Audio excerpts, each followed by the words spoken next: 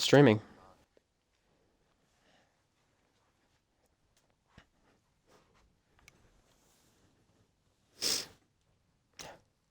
Hello, everybody. Welcome to URS Season 3, round number 10 at Imola. I am your host, Ryan Ilkan31. You know, what's funny is I was talking for about 10 minutes and I didn't realize I was not streaming because the stream icon was popped up, then it wasn't. So I was saying a whole thing and no one heard what I was saying. So I'll recap what I was saying again. Last week at Baku, we saw Polo God take pole and we saw Aston Martin take their first pole position in the league, meaning we now have 10 different teams to take pole. The thing from that as well is not only did we see Aston Martin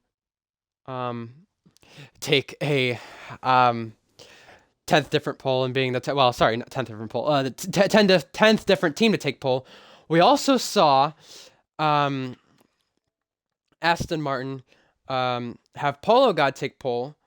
He took the first ever pole for Haas, first team who took it, and we had Aston Martin who took it. 10th different team. So that was interesting.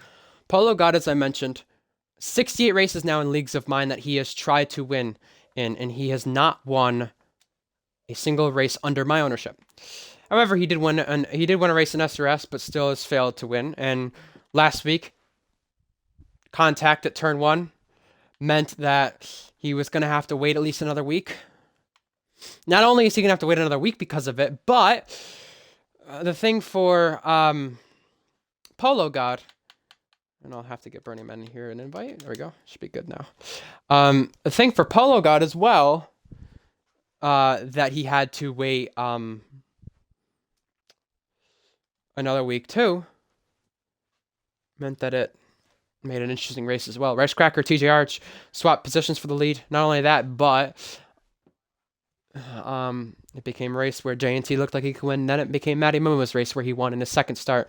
Fun fact for you: second Haas driver to win during the season. 2 of the 3 Haas drivers that have won in their second start. And Matty Momo won in his second start. So there you go. There's that stat.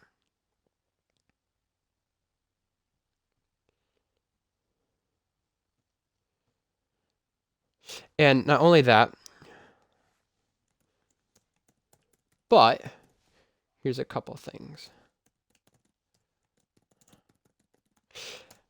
There's also this. So not only did Maddie win, Kostag and JNT were originally on the podium. Then, because of post-race penalties being applied, Jab took the podium, Joe took a podium. Jab another second place finish, Joe another third place finish. And as I mentioned, Joe 3 consecutive P3s. So there you go. There's an interesting stat there. And I also went over the Drivers' Championship for a moment. That's where I left off, and I said how Pluto, with an F1 champion being crowned today for a second time, Pluto could win it for a second time. However, it would not be today. If he wins the race today and Kostag and Jab both finish outside the points, he has at least somewhat of a chance to win in Spain. He'll have to win the race in Spain in order to do it, which again, very unlikely. However, we've seen some crazy circumstances happen so far. We would just need to see that in order for him to win it. So just waiting on Pluto, Gagi, and a couple others. Gagi, Kostag, yep. Riles needs to get into a car. Who else? Burning Man would be joining the lobby. And I think that's it. TJR would be joining at some point. I think that's all we're waiting on.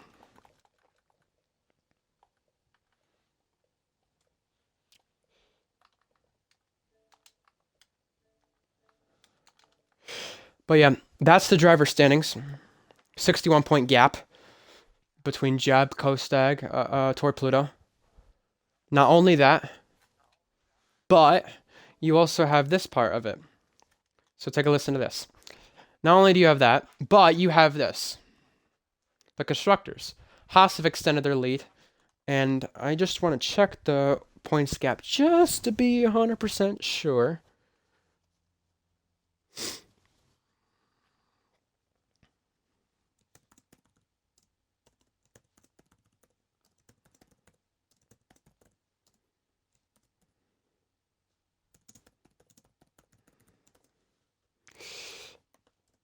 Just making sure a couple are joining. Now up to 14.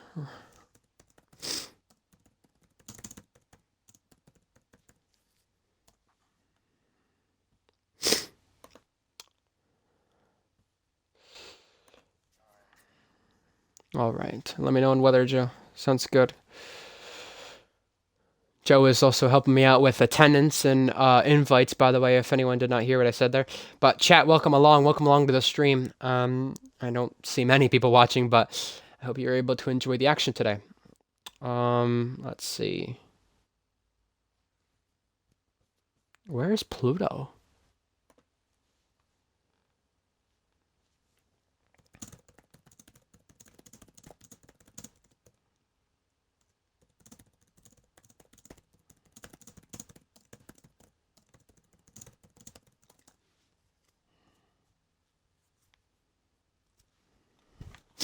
It's a concern that the championship leader is not in this lobby right now, I must say. However, we'll need Gagi to join in just a moment. But constructor standings, let me go over that. Sorry, apologies. So what we do have on the constructor standings is this. I don't know why Riles is not on a car. That's the problem we have as well. Haas, pull out, and AlphaTauri. We now have a 51-point gap between them. So yes, it is more than a race. Red Bull being 80 points behind. Williams 85 behind.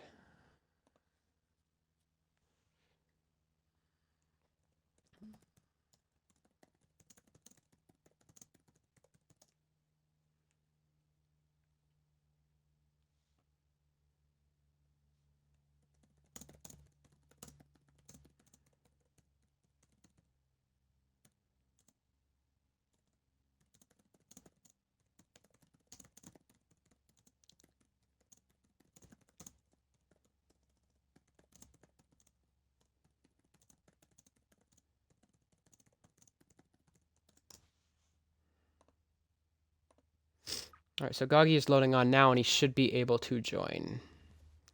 However, the question is, where is Pluto? That's the question. Because Pluto is not to be seen, and he did mention he would make the race, so that is a concern. However, are there people not awake from Japan? That's the only thing I'm wondering. Once Gagi joins, we'll launch. I know it's not the most hopeful attendance. I'm aware myself that it's not. And I know the stream numbers are not hopeful either. However, I will say this. The thing that is also worth noting is the penalties to be served. We do have a couple penalties to be served, and we did race Imola back in Season 1. However, this is the second time we return to this track. And reserve appearances, by the way, we'll go over that quickly right now.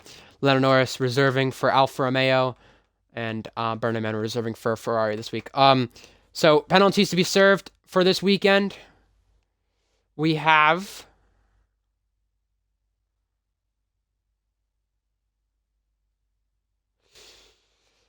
Calm with a 3-second penalty to be served. Out of everyone in this lobby, there's 5 penalties to be served. 5 different drivers serving penalties, and Calm is the only one in this lobby with penalties to be served. So yeah, this is the actual concern with attendance. And trust me, for those of you wondering, I am very aware of it. I am very aware. It's not a good thing.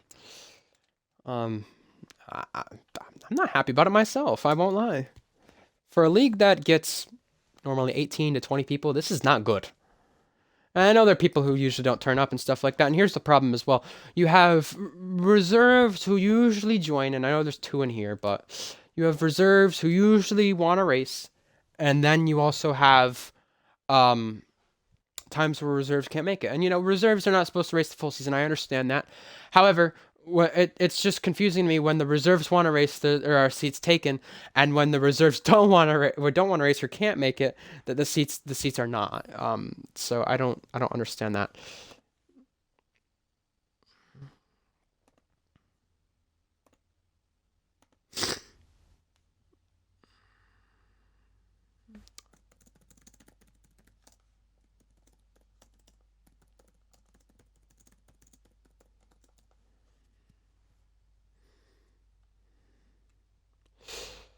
just waiting on Gagi to join. We are launching a little late, and as you may be aware, I don't have a co-commentator either today.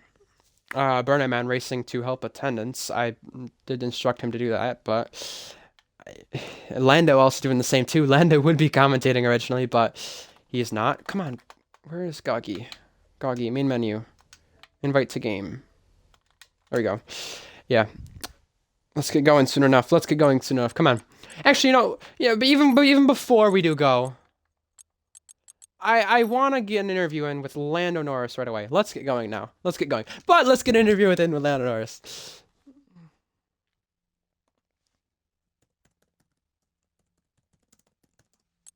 Let's get an interview in with Lando Norris. And we will have full qualifying, because it did say 15 or more to require full qualifying. However, we are still getting on with Q1 in case anybody joins. Hello, Lando. Welcome along. I'm wondering the same as well. However, well, yeah, I was gonna say, include your audio. Sorry, that was a little awkward. Welcome along. So I know you're reserving, and I know this was a track you absolutely love in a way, or find that you can do the best at. Okay, no Pluto in this lobby right now. No Rice, past race winner. No Milo. I mean, what are your podium chances looking like right now? That's my question. Oh boy. So I'm in a slightly slower car. I think overall on this circuit might be a little better. But Yeah. if I had to give an accurate amount of percent right here on a podium, I'd give myself maybe 60, maybe 60 chance of it. I just got to nail it. I'm really good. I've seen to find something in Sector 1. It's just last part of Sector 2 and last part of Sector 3 is where I'm going to be having to work a lot more, especially out of the final corner with drive off. Other than that, I think I got a pretty good shot for this. And it is raining in Q1, it looks like. Oh, thank Oh, God. boy. Oh, boy. All right. Well, this makes it even better Well, for me because I'm pretty good here in wet. I have this question for you, though, because, you did mention you'd come to commentary, and I know today you're helping attendance, and you wanted to race this race anyway prior, but I do have this question for you, considering it is your last race of the season I'm expecting, I think. With that being said, my question is this. What is the expectation today? I mean, do you think a win is possible? Do you think a podium is possible? And even if it isn't, how much fun do you think you'll have today as we start with Q1? I think I'm gonna have a lot of fun considering that it's full wet. Yes. Oh my God! Yay! We're doing something F1 can't do. We're using the full wet tire. It's full wet. All right, so this makes it even better because this car feels pretty good in a wet condition. Yeah, However, that's awesome. I think for the race and everything else, it should be okay. It's a wet race too. Really? Yeah, if you go on the race thing now, it's full. I mean, I can't see, and I'm not gonna press the race director to make sure I don't crash out of the lobby, but It says dry but open. I must ask then. I must ask. What does it say on the top of the screen, and what does it say to the far left, for wording and far left? What does it say? Wording at far left. Wording on the top and the far left for the weather, for overall for the race. What What does that say? just says race 21% dry. So it's gonna be a dry race then, but it's showing wet. I think. I think That's it what I means think it's it's gonna showing. be like a wet, but like maybe not even enough. It probably is just gonna be a light drizzle. Well, if it says overall 21 and it says on the top that it's dry or something, I'm assuming it's on the gonna be top dry, with though. wording, then I think it's gonna be dry. Easy Yeah, dry. I was gonna say. Well, we have a wet quality. I was thinking when I went to bed last night, and I know this is, people be like, oh my God, you think about URS when you go to bed or sleep, whatever. bum. But what a bum, right? But the thing I was wondering, and the thing I was putting out there was, in my head, is like, considering what we saw in F1 today, I'm like, you know what? I don't want to see a wet race today. I just want to see a wet qualifying. That's all I want to see, and we finally get it. We finally do. I'm happy to see that. Yeah, But, let's go. I'm really hyped. I'm really hyped. I But feel now, good about this. one more question before I let you go, though. Yup. Teammates again with Gagi. Last wet race, I believe, correct me if I'm wrong, it was Britain? Maybe? Britain? It wasn't the best races for you. Last wet showing, though, I think was Let me flash back. What mean, was we had before Italy? Oh boy. What was the race? Singapore? Singapore was wet. Singapore, yeah. Singapore was wet. Sorry. Yeah, Singapore. And that was, what was that? You raced that race. It was a mid-race from you, I would say. Yeah. And qualifying wasn't wet, but yeah, wet conditions, qualifying. Are you expecting, I mean, you're going to get through out of Q1, but what are you expecting in this one? I'm hoping that I can get in the upper half of the midfield, probably. Ideally, it would be maybe 7th or higher. I think that's realistic for this car. But I think for the more likely for the race, it's just going to be a game of URS management on the straight. I already have quite an idea on what I'm going to do with battery life. I'm pretty pacey around sector 1, so it's just a matter of keeping it clean through the chicane and not getting a penalty, because this track really hurts with penalties. Yeah, definitely. And it is a bit of a shock with attendance, but hopefully we can have some join mid-qualifying. Good luck in the race. Have fun and enjoy. I hope it's a good one, especially with it being wet qualifying and a dry race. I hope the best for you.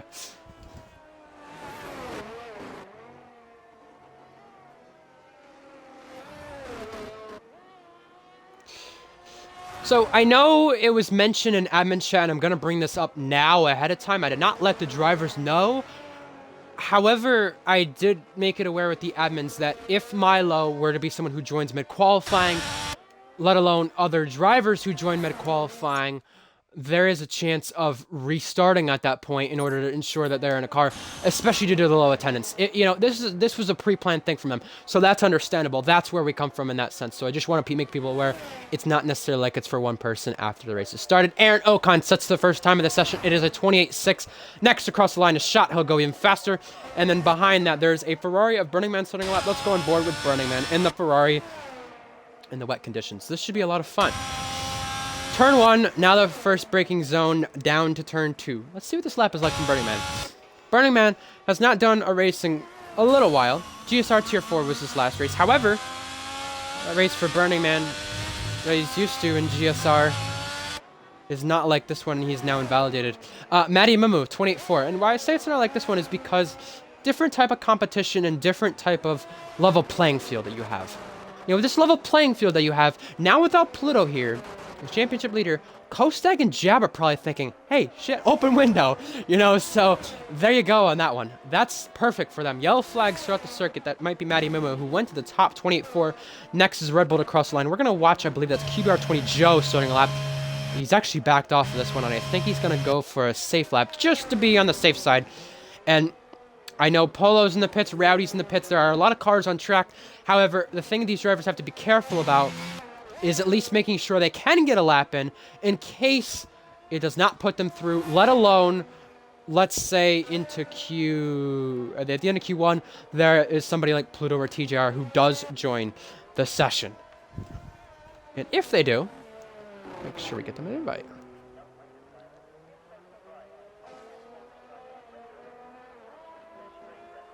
Joe has updated me on weather. I'm going to look at this now. A time has been set by Blue Goggy in the intermediates, which is 2 seconds slower. Running Man going for another lap. Behind that is an Alfa Romeo. That is Lando Norris. I'll go on Lando anyway for our lap. It says we'll dry after 30 minutes dry race. Interesting. This should be good. Lando Norris coming through the hairpin now. Com sets a lap, by the way. He will have a 3-second time penalty to be served, but with this field, this could be interesting for him. Ferrari's been spun around. That is Burning Man, I believe. Riles sets a lap as well. Matty comes into the pits, but it is Lando Norris coming through turn 8 now. And in the middle part of Sector 2, 50-meter board. Gonna let off and then brake here. Aaron Ocon, I believe, set it. No, that was Kostag, sorry, who set a time. Very conservative on that lap. Jeb Bully MSU goes to the top in the Williams. Lando struggling a little bit on traction, but we'll end Sector 2 right there at purple, 59.0. 9 drivers have set laps in this 15-man qualifying session. Joe sets a lap, 10th fastest for him. Lando Norris now coming through the final 2-3 corners here up to the run to the start-finish line. Final 2 braking zones for Lando. Here he comes. Close field, I will say, regardless of the attendance. So that is a good thing for us viewers. Lando comes to the line. Where can Lando go? Lando is going to go 6th fastest. That's a really good qualifying by Lando so far. I know it's Q1. Maybe drivers aren't pushing as much. Track evolution will be big. But so far, not so bad for Lando. 11 drivers still in. Burneman on an aborted lap. J&T now on a lap. 58.9 to the middle sector. Not purple, but Lando's was a bit slower than J&T. Shot now goes fastest. Shot will take a 27.9. McLaren could be leading another session here again. McLaren, another team yet to win a race in this league. They're one of 3 teams yet to win a race. And Shot is looking to make them number 8. Yellow flags. That is, they're now for Romeo. I believe that is Lando Norris or Gaggi. Matty Mumu electing to go to the inners because it does look like it's going to dry up. However, J&T on the inners, showing that it will dry up sooner enough. He will go second. So this session will be a lot about track evolution. And it looks like it already with the intermediate tires being used.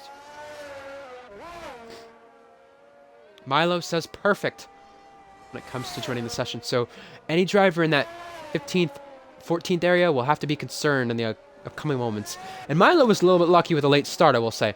Chat, I know there's not many of you watching, but it is good to see you guys. We hope to get some more chat interaction with you guys. Faded says, Lando excels in these conditions. J&T push. Let's see a couple of people rooting on J&T today. We got a J&T fan club in the chat. It's very nice to see. You know, and that's always nice to see people rooting on friends of theirs, drivers of theirs. Joe also improving, by the way. A little bit, improving 3 seconds right there for a moment. 3 seconds again in the first sector. Yeah, track is really evolving. So, you know, it will be important for Joseph to get in this session soon enough for the end of Q1 to be able to get through. Joseph, you know, the interesting thing with Joseph and Pluto is Pluto is on a streak of consecutive Q3 appearances, and with him not being here today, that ends. If he does join somehow through the session, that could change. Rowdy, TJ Boy, I think letting some cars go. Joe still on a lap, invalidates that one. Kostag improving slightly, 1.3 off the pace. However, the track is going to continue to evolve, as we can see J&T going a second faster than everyone else on the intermediate tires. Kostag on the wets is going to improve, but by how much? And 0.6 for Kostag. An Alpine driver, I think that was, crossing the line. Oh, was that an Alpine? It was a Williams, I think. It was Jab. He goes second fastest. Sorry. He's also on the wet tires. So these drivers will be electing to go to the intermediates very soon. And Milo will need an invite also very soon. But yeah, like I said with the chat, not a lot of people here today, so it's good to see the chat being able to interact, feeling comfortable to do so. And it's also good to see them rooting on some of their drivers. J&T, a perfect opportunity for Aston Martin to win. What have I said about Aston Martin? I've cursed them. But you know what? Today could be a day with wet conditions and a different whole grid and maybe some hope for, at the end of the tunnel, for drivers to win. Matty Mumu doesn't have to push it. I mean, it's not like Matty Mumu, with where he's at in the season, can still legitimately win the champ. Well, mathematically can. Legitimately can he? Probably not. However, you look at a driver like Jab and Kostag who need good races, need a win. If they can pull it off, if they can pull a pole point, their championship can still continue. I know it's very unlikely, but with no Pluto, there is a lot of hope for that. Lots of hope. However, depends on next 45 minutes. Does Pluto wake up or anything? I don't know. I don't know what the case is there. I tried to see if anyone could call him, but I don't think there's been any response there. Jab comes to the line now. Actually, he's going to abort this. Going to go for the intermediates. Lando also invalidated that, but does go up to 4th. Kostag pitting. Polo God on the inners. Burning Man on the inners. And Rowdy on the inners. Purple Sector 1, 27.5. Let's watch Polo God now on the intermediate tires. We were on board with Rowdy for a minute, but Polo God is now starting a lap. Let's see how these inners fare up in this condition. 6.5 minutes remaining.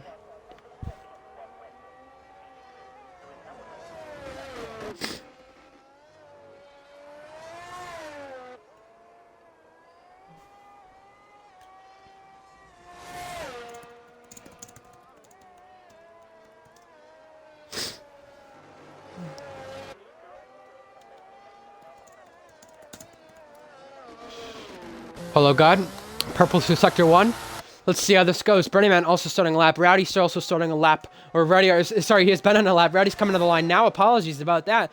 Can Rowdy go ahead of J&T? Yes, he can. So the track is really evolving, and it's going to continue to evolve, which will see a big difference in a Q2 with this session. So the important reason for Q1 going ahead, especially with 15 drivers, and I know that everyone will make it to Q2 if no one new joins. The important thing to know, why we have gone forward with Q1 anyway. If drivers like Milo or Pluto end up joining it is important for them to at least choose a car if they get into Q1, let alone, let's say, TJR. They can join, get in, get a car. They're perfect for the race. There's no restart needed. If they can't, there will be a possibility of a restart. And I will bring that up at some point in the next coming 5 minutes to the drivers. Polo God loses the rear up the following corner, but comes to the line now. Is going to improve, is going to set a lap, but it will only be 9th fastest. Of course, he'll be safe, but the only one yet to set a lap is Burning Man, who will now come to the final 2 corners and will go faster than Joe, it looks like. However, can he go faster than Goggy? Can he go faster than Riles? And the rest of the field make the top 10. What can Burning Man do? Not many starts of the season. Not many hope for him. Not many hope from France in that disastrous race from him. But he does go 4th, so there is some hope at the end of the tunnel for Burning Man. And that Ferrari team 4th and 7th, so not bad with Rice Cracker not being here. He would have a qualifying ban if he was here, by the way, so thought I'd bring that up. Rowdy continuing to go on track. I don't know if he's improving in this lap. I don't think so. Might be pitting. Yes, he is. Jab on the inners, Burning Man on the inners. There's cars continuing to go out in the inners. Polo God is improving. Let's go on board with Polo God because he's going to go through the middle parts of Sector 2, then end Sector 2 in just moments away from now.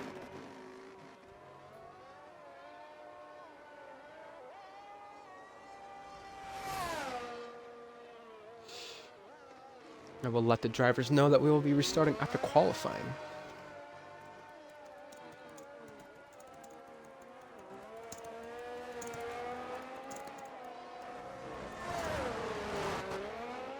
Polo God coming through the final 2 corners.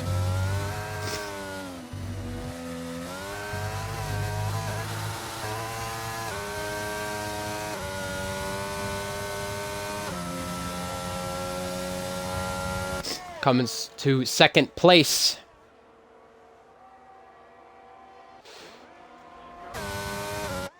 The Jab improving in the first sector already. All 15 drivers have set laps so far. All 15 drivers look like they'll get through. Let's get Pluto an invite and see if anyone else is online to need an invite to this session. I will get Joseph in here just for an invite quickly to make sure he does join this session. Williams driver, I believe, of Jab lost it right there for a moment. Let's get Pluto in for the lobby. And in Q1, does anybody think they're safe? That'll be the question in the next coming moments, especially if you're in the garage. Will you be safe? Will you not be safe? That'll be the big question. Jab comes to the line off the final corner. Can it be an improvement for Jab? Both Aston Martin's 2nd and 3rd. Jab crosses the line. Will go 2nd fastest behind Rowdy TJ Boy. Rowdy TJ Boy hasn't led a session since Hungary France last season. Sorry. Hungary the season before. Apologies. Both were in the Alpine. This one being in the McLaren. Little mess up for me.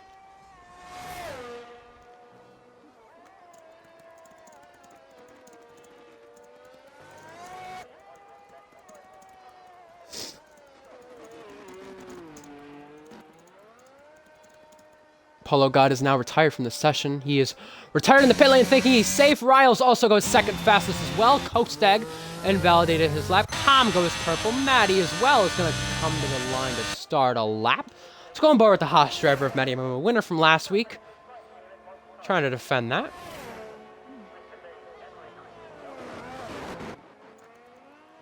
Comes through the first 3 corners. 2 minutes remaining in this session. No one looking to be eliminated as of right now.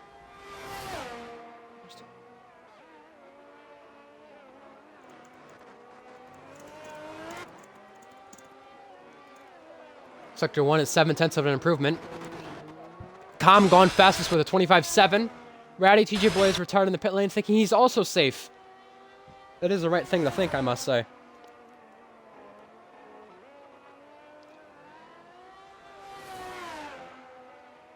Jab goes fastest. 25.5. He will lead the session. Matty Momo trying to lead it at the very end. What's it going to be like through Sector 2 at the Sector 2 split? 2 seconds up. It is purple for Matty Mumu. If he can continue this would be a very calculated lap from the Mumu. Comes now to the final 2 braking zones. Joe thinks he's safe in the final position. He will be. He will be through.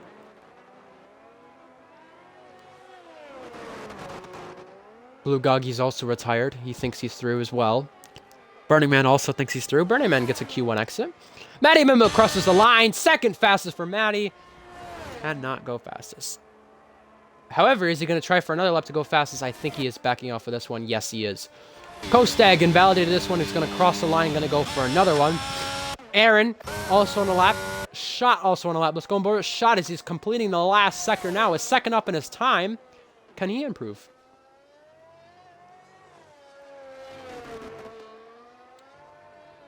Qualifying being restarted. To answer your question, I was going to mention that in updates for a moment, so we'll get to you on the official word from that. I believe Foley improved in his lap. Foley gone ahead of Riles. Shot goes 7th. Also crossing the line soon will be Aaron. Kostag also coming up. Matty Momo backed off this one, I believe. Yes, he did. Florian Foley and Riles going for another one? Riles is going for another one. Riles could lead a session for the second time in URS. Can he cross the line? Checker flag is out for Q1. Riles comes up to the line now. Is he going to lead another qualifying session? Yes, he does. He's a 10th ahead. Leads Q1, Riles does. Can Aaron Ocon or Kostag say something about it? Kostag's up 2 seconds. Aaron Ocon comes out of the final corner now. Comes to the start-finish line. Can Aaron Ocon go fastest? We've seen some bright moments from Aaron Ocon to start the season. However, he'll be 5th in Q1. Florian Foley backs off that one. Shots invalid. Kostag now coming to the final 2 corners. Doesn't have to push this. However, comes to the start-finish line now. He led Q1 in Baku. Can he lead Q1 in Imola and lead off with a good start? He will be just off of it. It will be GSR Riles leading for Alpine to start the session. The last Alpine driver to lead a session this season, Alistair. Back at round 2 for pole. Matty Mamu retires, thinking he's safe. Kostag, checkered flag for him, by the way. 6th place. This whole field with the track evolving is still very close, but it is Riles ahead at Q1. Amazing sight, by the way. Let's see. I just wanted to note Joseph being 16th there. Riles on top for Q1. Should we get an interview should we get an interview in with anybody? Just want to put something in updates quickly, though, before that. No, we'll be restarting after qualifying to pick up Milo for FYI, therefore he can be in the correct car. Starting grid will be the same. I need people to screenshot the weather and race. When we do load in, send it to me. Therefore, we have the correct weather.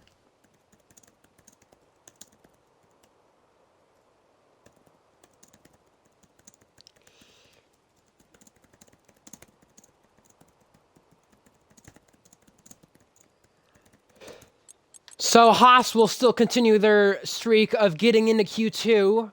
However, their streak to get into Q3 will continue now.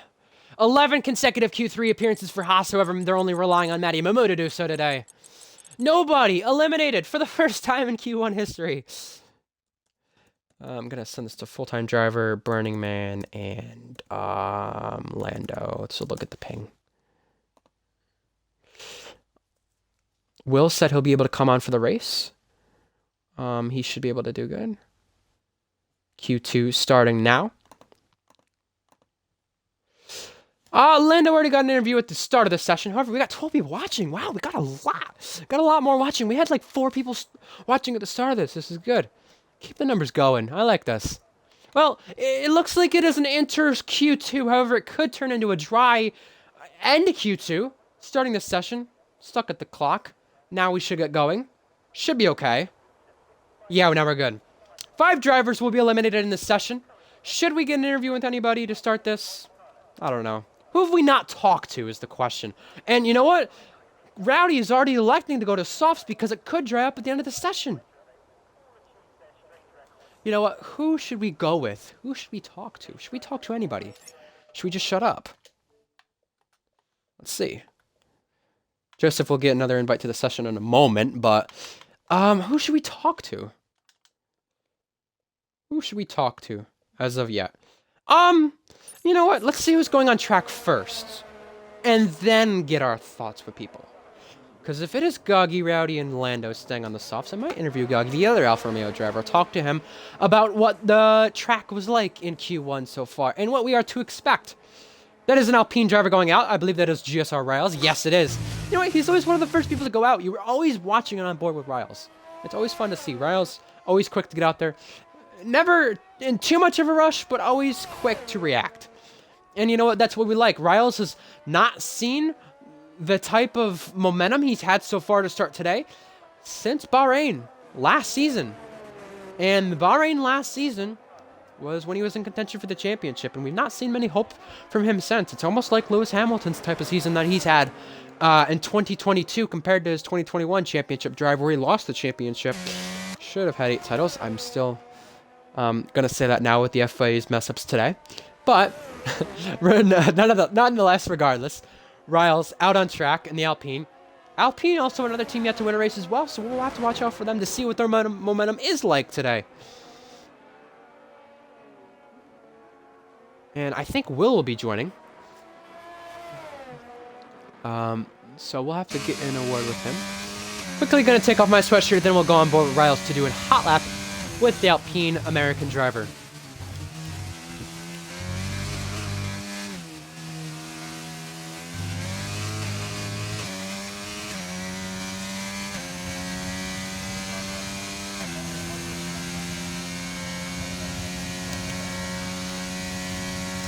We go on board with Riles, who's about to enter turn 2, the first braking zone. Where does he break? The 100-meter board, 50-meter board. Keep in mind, he's on the intermediates with still somewhat of a wet track. No driver except for Rowdy TJ Boy is out on the softs, and that is a big risk in order to not crash. But now Riles goes through the second chicane on the run down to the hairpin. Yellow flags, that is a Ferrari. However, 26.4 in the first sector for Riles, so they are improving in the first sector. However, yet to go on the dry tires, and we will see a dry Q3 with that being said. So interesting circumstances there. Now Riles out of the hairpin down the Irish back straightaway. Coming to turn 8, now turn 9, and on the out lap, on the soft tire is Burning Man. Rowdy also starting a lap 2. Now Riles through another chicane. Coming to the third chicane, and now DRS is enabled. So this is important for drivers to go on the soft tire. You know this is the perfect chance. Track is drying up, and this will mean the times will improve. So the later you go, the better your time will get. And that is important for anybody trying to get out of Q2 here. Riles entering the final 2 braking zones for the last time to complete the first lap of this session. Where does he go? He led Q1. Can he lead Q2? Oh, he's going to abort the lap. He looks like he's going to go for soft tires and go now instead of later. So who will we have completing the first lap then? I think that's Aaron Ocon. Aaron Ocon's invalidated. He's pitting 2. Does Matty Mumu do the same? Yes, he does. Big for these guys. It is big. So the first one to complete a lap will be Rowdy TJ Boy on the soft tires, and this will be the first representative lap we'll see, let alone representative traction. He's nailing it so far. Rowdy TJ Boy comes across the line, 19.3. So that is a 4-second improvement from the last session. That is important to why these drivers are going to the soft tire already. I mean, yes, DRS is enabled, but you need to go to it now if you want to at least set a benchmark time. Therefore, you can make Q2. Let's say you crash out. Let's say you have something go on, can't get a valid lap. You're at least going to start better doing a lap now than later in the session. At least getting it in now than later on. Rowdy, it looks like he's actually going for another one. His second improvement. Mercedes driver crosses the line. Sorry, he's pitting. I believe that's a Williams driver pitting. So, yeah. Rowdy is going for another one. Purple in the first sector for Rowdy.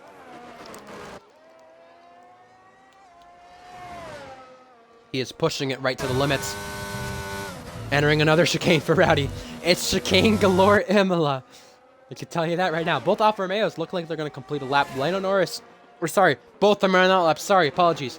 Second up already. So, yeah, the track is continuing to evolve as Rowdy, very committed for the first 2 sectors, now enters the final sector and the final 2 braking zones of this track. Both lefts. Here he comes. Got to keep this valid if he wants to continue to go. Track is drying up. Clouds are turning into sun. 18.0 for Rowdy. 1.3 of an improvement. Let's watch Lando Norris on the lap now. A little bit shady in this section of the track. However, here comes Lando Norris through turn 4 and 5 and 6. Now to the hairpin. Lando Norris 24-7. Burning Man sets a lap that's 22 thousandths off the top of the board. And Burning Man, who said he would not reserve until next season originally to ensure he can get better and get faster, is already showing promise in this Ferrari. Yes, track evolution has a lot to do with it. However, this is good hope we're seeing from Burning Man. Can he make Q3, let alone take a first pole? He was close in Bahrain last season, Close in Austria Season 1, but never in this type of circumstance. 51.5 through the second sector for Lando. Chicane again. The only drivers still in the inners right now is Matty. He's the only driver now. His shot goes to the softs in the pits. He changes tires. 22,000 separate the gap at the top of the board for Q2 to set the benchmark time to hope to get themselves in. Everybody is nearly on track. Jab is going out. There are cars continuing to go out and exit the pit lane. Lando Norris is going to go to the top of the board in the Alfa Romeo. 17.5 for Lando. That is the time they're going to have to continue to beat. Riles starts a lap. Next up is the Ferrari. That is Aaron Ocon. He will start a lap. The Alfa Romeo driver, Bulgogi, completing a lap. He goes second fastest behind his teammate. Riles now, who we saw go on board with him for an intermediate lap, aborted the lap, ditched it, gone to the pits, ditched the intermediates, gone to the softs, now is on the softs again. 25.7 to the first sector. Joe is going to go fastest, 16.9. Again, hope for him to get through to Q3 as of right now. Currently, the five drivers getting eliminated would be Com, Riles, Foley, and Aaron, and J&T. However, they have not set laps. Only 5 drivers have, and we will continue to see drivers in the next coming moments set laps. Riles, 51.6, that is purple. What we are seeing from Riles today is major hope for a possible win, let alone any sort of podium, let alone pace today. We've not seen a lot of that from Riles to start the season at all. Best finish of 4th to start the season. Led Q1. Will he lead the start of Q2 so far? He crosses the line. He will be short of that. 17.6. Might have lost some time in that last sector, though. Lando Norris pits. Aaron Ocon completing the checkered flag, but invalidating that lap. Kostag in the AlphaTauri crosses the line, will go second place. The Alfa Romeo Gagi is also pitting. Joe is also going to pit this time too. Who do we have on a lap? J&T also on a lap. He invalidated that one. Aaron Ocon invalidated as well. Or sorry, no he didn't. We'll go on board with Aaron since he's continuing. Matty Mimu, I think, is waiting to go out to the end of the session. And like I said, the later you go, the better time you will get. Well, Cromack will also join us in the race to make it 17. He will be racing with COVID-19.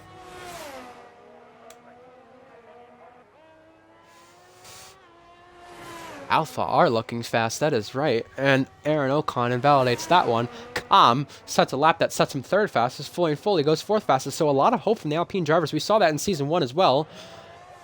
The chance that Alpine could be strong this weekend is looking very likely. Jab, 4th fastest for him. Polo God crosses the line. Not much of a lap from him, but he is the first driver to be in the elimination zone.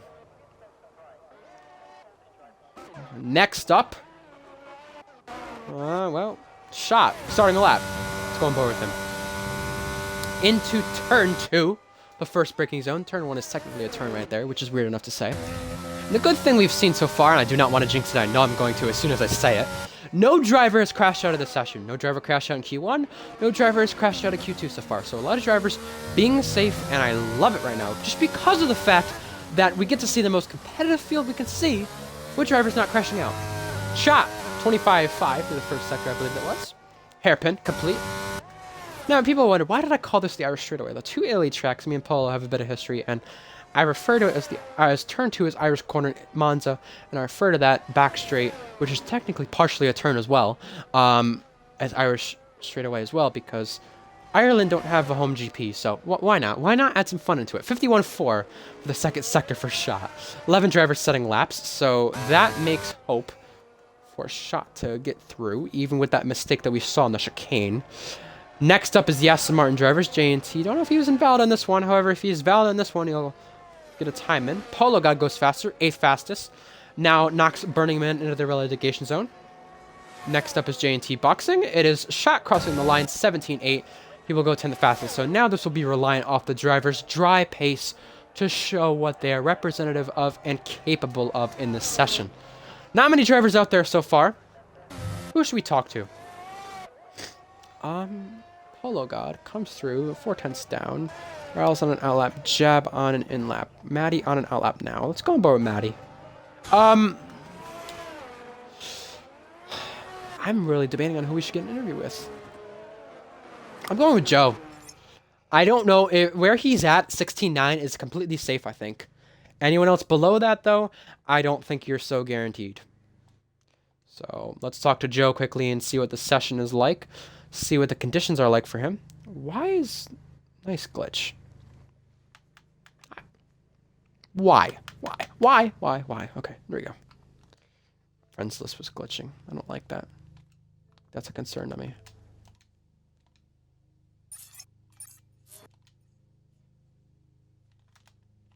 Why is audio glitching?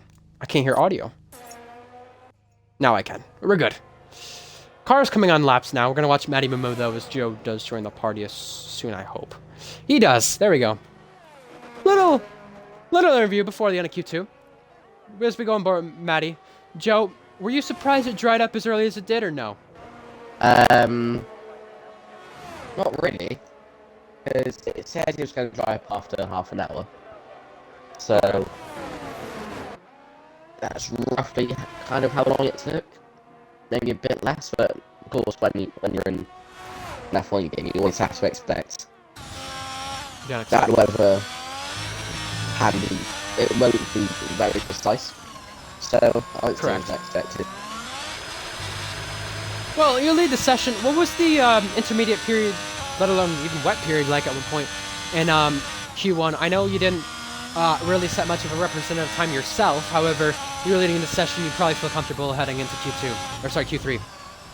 I mean, on a wet side, didn't go out into intermediates. Even in the intermediates were pretty much, they were exactly the same pace as the full wets, because I wanted to stage a set of inters in case we needed it for Q2, which of course now we didn't.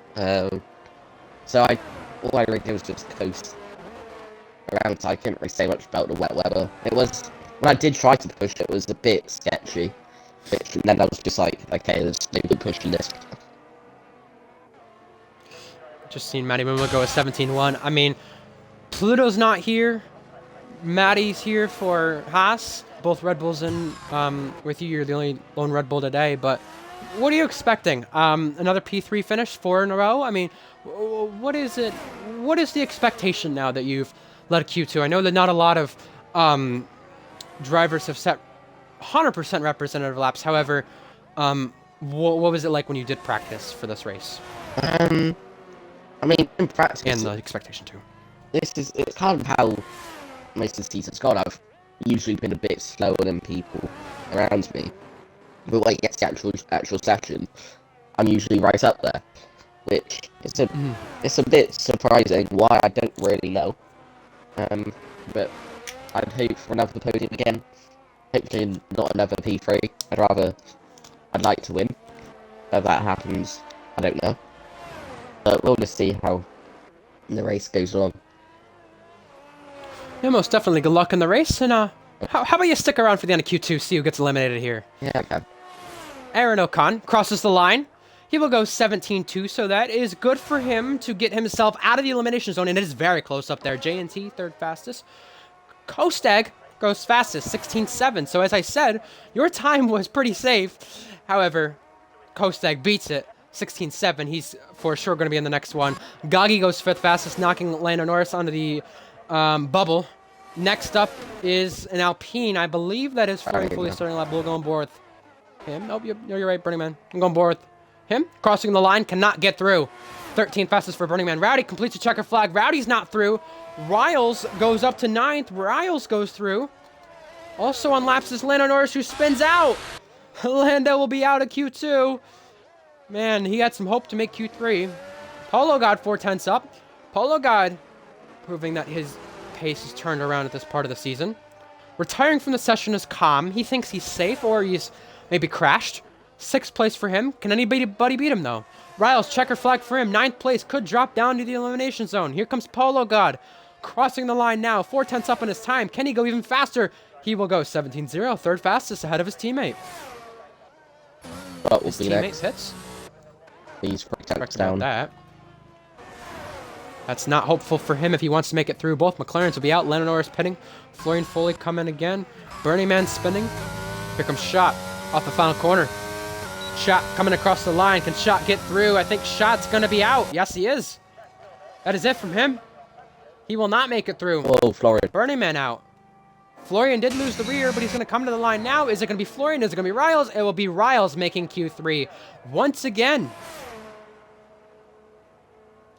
So we have Florian fully out. We have Lando Norris out. We have Shot. We have Burning Man. And we have Rowdy TJ Boy out of qualifying. Any shocks to you there, Joe? Shot. For me, it's Shot or Rowdy. Yeah, probably Shot for Both me. McLarens. I'd go for Audi considering how fast he was in.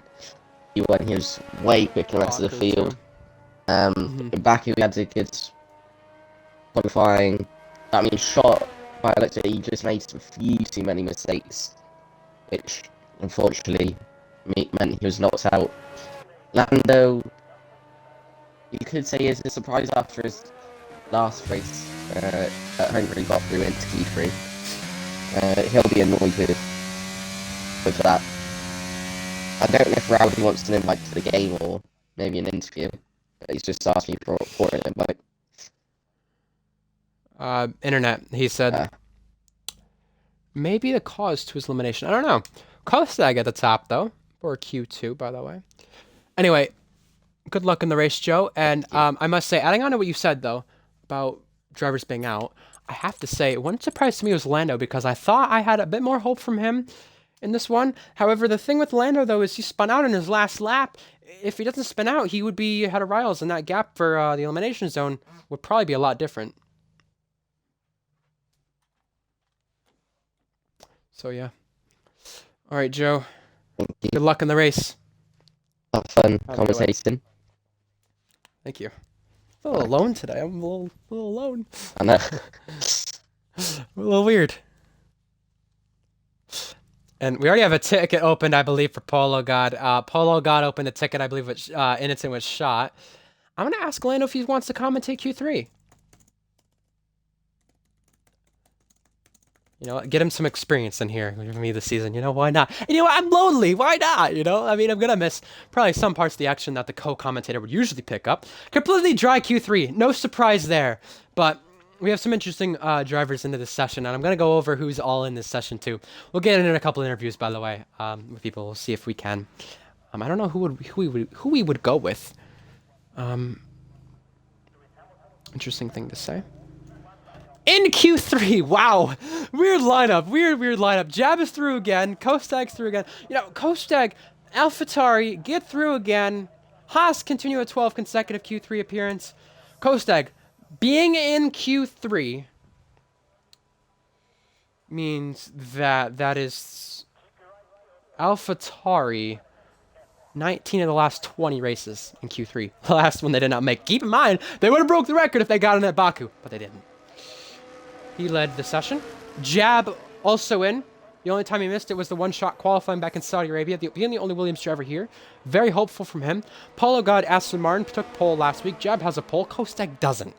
So Polo God, having the pole he does. 2 poles he does. Aston Martin, 1 pole for them. Now have a chance with J&T, who's never taken a pole.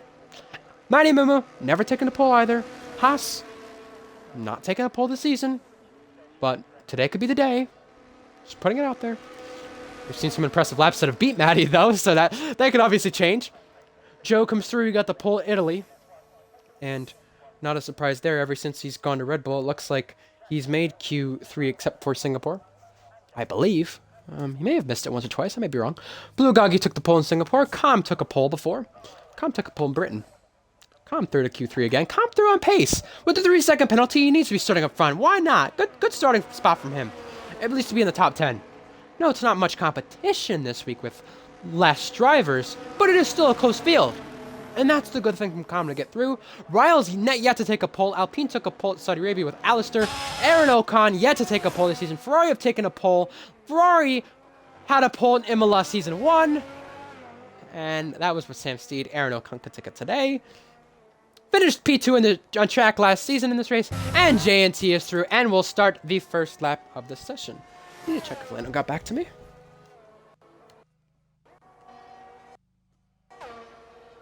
Anyway, here comes J&T. to start his lap. Turn 1, turn 2, turn 3, now turn 4. You gotta nail this section of the track. The chicane can't invalidate there. You gotta be careful losing the rear end. That is a big task to have at this track. Keep in mind before the restart, this is all we're looking at here too.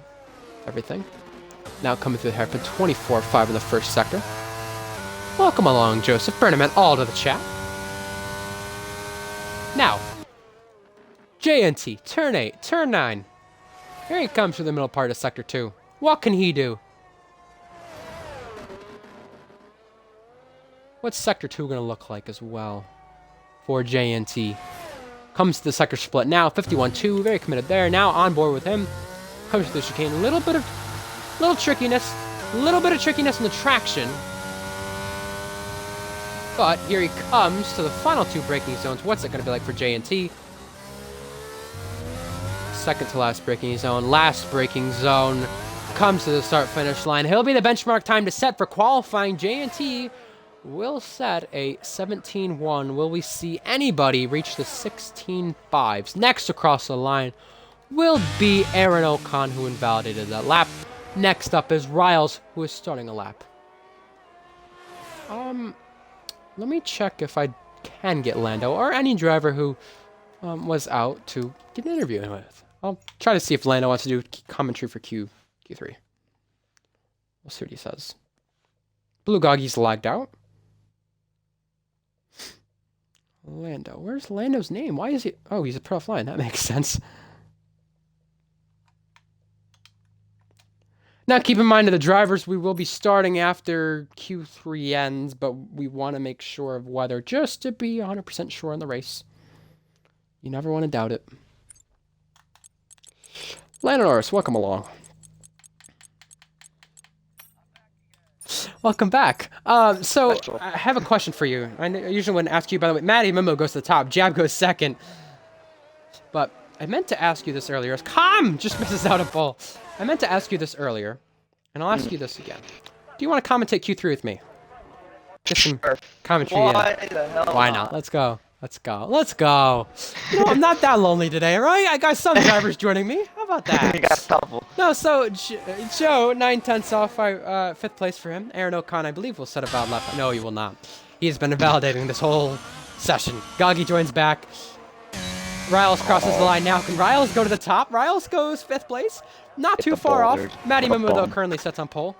Hello, God goes pole again. Provisional pole. 16-8. 16-8 from the Irish driver. W. And that is hope for Polo God again for the 2nd week running. Next up is, I believe that's an Alpine. No, it's not. That's Jab heading this time. So, your end of the session, what happened? I mean, I saw you spin, but what happened? I'm pretty sure the car just bottomed out. The lap was gonna be good enough, but I think I hit something with the rear left, kind of just bottomed and it looped, hit it into the wall, and that makes sense. It was over. I'm not mad at that because it was a really good car, so I think for the race will be really good. Go. Hey, just don't forget your setup for the race, you know? Oh yeah, no, I don't know if you saw as well. Updates, I know you probably saw it admin chat, by the way. We will be restarting to get Will and Joseph in. Obviously because of attendance, it makes sense. However, you know, more attendance the better. But that was, obviously, as I mentioned, it was pre-planned, so hopefully no one's too upset about it. But I just want to make sure you're 100% aware. Oh yeah, no, I'm aware of it. JT. I don't know if he's been in your party. Yeah. Oh yeah. No, he's just been complaining all race this whole time. Oh, too slow, guys. Well, he's sitting 5th. He's not doing too bad. He's not off his teammate too badly. I know when he was... Look, Joe was just mentioning how, you know, before you came in, he was mentioning how when he practices, he's not on the pace of the other drivers. He's just slightly off them. Now when he comes into the sessions, he's like right ahead of them. He's wondering why that is. And I think JNT might be the same way with that. He's completely fine. He's 5th right now. So no worries for him. Shouldn't be. Yeah. This track is just too fun to drive. This is a great track. The part where Aaron's in right now is just the best part of the track. This and the chicane. I'm not gonna try to pronounce that corner because I know I'm gonna absolutely just dumpster it. Butcher it, yeah. Aaron again invalidating on the lap. Or, let alone on a lap. I don't think we'll get any other interviews in. I think Rowdy and Shop will save for joining the session, mainly because of the fact that we'd get over Discord. But Kostag on a lap now. my. Lando, take it away. Moving on. Oh, Kostek, here we go. Down in the Tamburello. It's not a long left-hander because someone named Senna died. 4th gear in the 5th. Keeps it nice and pinned. Hopefully he doesn't go wide and invalidate like he did last time. He doesn't. Now into the Villeneuve chicane. How much grip is he going to have? Decent amount. A little hesitant there on the front end. It's going to be a 24.5 already ahead of J&T's first sector. Down into the middle sector, the crucial part of the lap in my eyes. Here we go. Is he going to take it 6th gear? Is he going to drop it down to 5th? 5th gear. Does it go on the limit? Nice and clean. Now does he take it flat out through Aqua Minerale? Hey, in the 4th gear. Into the best chicane in all of Formula 1. That's right, I said it. Is he going to clamp the curve like everybody else? Clamps it inside. Oh, overspeed. Almost Charlotte cleared it. He's on track. Right on the rigid white curve. Now, into the final 2 corners. You need drive off and momentum. Is he gonna lift? Is there gonna be a little bit of trail braking? See what he does in the telemetry. He's gonna brake for it. And he's gonna power it down to the line. Is it gonna be good enough for pole? My eyes to me, yes. Oh, he takes He's got it. He's got it. AlphaTauri back on pole. But not by As much. of right now, it's provisional pole. That's correct. 52,000s. Ryle's also on a lap, by the way. Nope, sorry. Starting a lap. Aaron Ocon also about to be on a lap too soon here. Chat, give us your pole predictions. Yeah. JNT says Matty Mumu. He's currently 3rd. Here comes Riles now into turn number 2 for the first braking zone. We've seen him do well to start the session. Best race of the season so far for Riles. Nice. Could be a good car for the Alpine. Here he comes out of turn 4 now in the run to turn 5, the second chicane on this track. How's Riles going to master this? Using a ton of curb already. Oh, that was nice. Momentum already through. Will it be purple? It'll be a 24.7, 3/10 of an improvement. That would currently put him on the 2nd row. So now down the little back straight. A little bit of a turn there. Now to the long fast left. Shifted up in A little the bit of a 8th. trail break. There you go. Take it 6th flat. gear, 7th, may go 8th. May go 8th. Oh. Couldn't. Now the chicane. Little time lost there, but he's still committed to the rest of this lap and now going to come to the end of sector 2. A 10th of an improvement, so he lost time there, but can find it in the chicane. Comes off the chicane using a ton of curb on the outside. 4 more corners to go. 2 more braking zones for Riles. Oh boy. I think he's gonna go Riles. 5th. Easy 5th right here for Riles. I'm saying 4th. I'm saying 4th or 3rd. Could Easy still 5th. find a lot of time in this last sector. That was We'll nice. see. Riles comes across the line now. Where is he going to be? Riles goes 4th. Splits Matty and Com. There Wow. you go. I called that one. Let's go. Next Com car is going to coming start a up. lap. Joe's Jab is going to hot. start a lap. Joe's Joe coming. is starting a lap. Kostag, by the way, retires in the pit lane thinking he's safe to possibly be on pole or only choosing to do 1 run. But Unbeatable. Joe now is the next one to start a lap. Here he comes to return to the first braking zone. Oh, he's Goes a missed little it. wide on entry. He has missed it, so that's going to compromise him being a 2nd down. He said he felt fast in Q2, but can he do the same into Q3? And do it for pole. Got pole in Italy. One of the unexpected poles, but now only 3/10 up in the first sector. It's going to be a matter of how much he missed out on the rest of the lap. Loses the rear on the inside curb out of the exit of the hairpin. Now down the back straight on the run to the fast braking zone. On the fast left. Loses the rear again. Oh! And he lets off. He'll abort this. Aaron Ocon goes pole! Aaron Ocon Jesus. is currently on pole! I'm invalidated the whole session. He's pole. For now. That seemed like the same thing as Polo last week. Matty Mumu off the final corner. Says he's got a 5 Matty minutes. Mumu. He's starting his lap. He's gonna start a lap. Sorry, starting a lap. Here we go for him. As Riles aborts. Riles thinks that's good. Next up, I believe, is Polo. Or sorry, J&T. J&T starts a lap. Riles calls it quits. Guggy starts a lap. He invalidated that one. Joe, now he starts a lap. Communist going to start a new lap. He invalidated in the middle sector. We'll go on board with Matty, actually. We'll go on board with Matty to start this one. Purple. 18,000th of an improvement. But Aaron Ocon is currently on pole by a widely margin. Jab sees the checkered flag. Is only going to be a best of 7th. Oh, he Next missed across the out. line is Polo God. Polo God is missing out, but can only go faster up to 2nd right now. Polo God coming across the line. No, he aborts it. Oh. So it'll be an O'Callahan 1-3 at best, but what will Matty do in the second sector? He'll be the next one to complete a lap with Aaron. Aaron not improving, but Matty is 2/10 up. Oh, it's gonna come down here. The half is very good here in the final 2 corners. Aaron Ocon hasn't seen pole since the final round of season 1 back at Portugal. And can Matty Mumu deny him of pole? He's one of the only ones who's been fast enough to do so, but Kenny comes across the line now. Matty Mumu crosses the line, goes front row, but can't do it. Here comes J&T. Next up is J&T. You're correct about that. Can he go pole? No. Misses out. Next up is Goggy. Goggy, can he do it? No. Joe. No. Second row. Come. Can he do it? No! Aaron back on pole for the first time since Portugal, round number 12 of season 1. Jesus. This race 2 seasons ago saw Aaron finish P2 on track, but now he is now back on the pole. Ferrari have seen pole with their 2 drivers this season, Rice Cracker and Aaron Ocon. How the hell did he manage to Impressive do stuff that? from Aaron Ocon. Aaron Ocon, how about that? Back-to-back O'Callahan poles from last week to this week. What a motivation booster. Seriously, he needed that. And now he just got to form out a 32-lap race. Polo's happy for him. Bit of a shame for Bernie Aston Man's Martin. happy for him. I know. I expect a lot more from them. And Joe, I expected a bit more, but you know what? A little pace missing from there. 16.3. You know, he was mentioning a practice time trial. 16.5. 16.3. We see better than 16.5. Flying out It's there. incredible. It's incredible. They are actually flying. And that is, by the way, pole margin since, listen to it, last season at Saudi Arabia. But for this season, it's the biggest pole margin. And Crazy. We've not seen a gap over a 10th since you go all the way back to Australia round 1. Been quite a bit. Been Quite while. a bit, I will say. It has. You know what? That's good for Ferrari right there.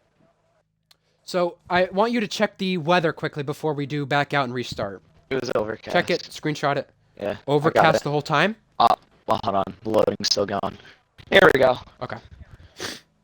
So it would be overcast. Just screenshot it for me and send it. Shot it. But what did you say? Overcast and what? Overcast, partly cloudy, clear. Overcast, partly cloudy, clear. Okay, cool. All right, we'll be restarting. If you can help out with invites and help out with the stream as well, that'd be nice. So yes, restart is correct for those wondering. That'd be great. Yeah, we need more cars. Race is full more of crashes. Awesome. more accidents. More drama. More of the staff. Well, we'll make sure everyone gets in the lobby. But was that a 4/10 gap? I saw Rickson put down a 4/10 gap, but I think that was a 2.5 gap though. Still impressive, I must say. You know what? What's ironic is, you know, the 5 biggest pole gaps, 3 of them have been done by Ferrari drivers. There's a stat for you Something right about there. Ferrari right there.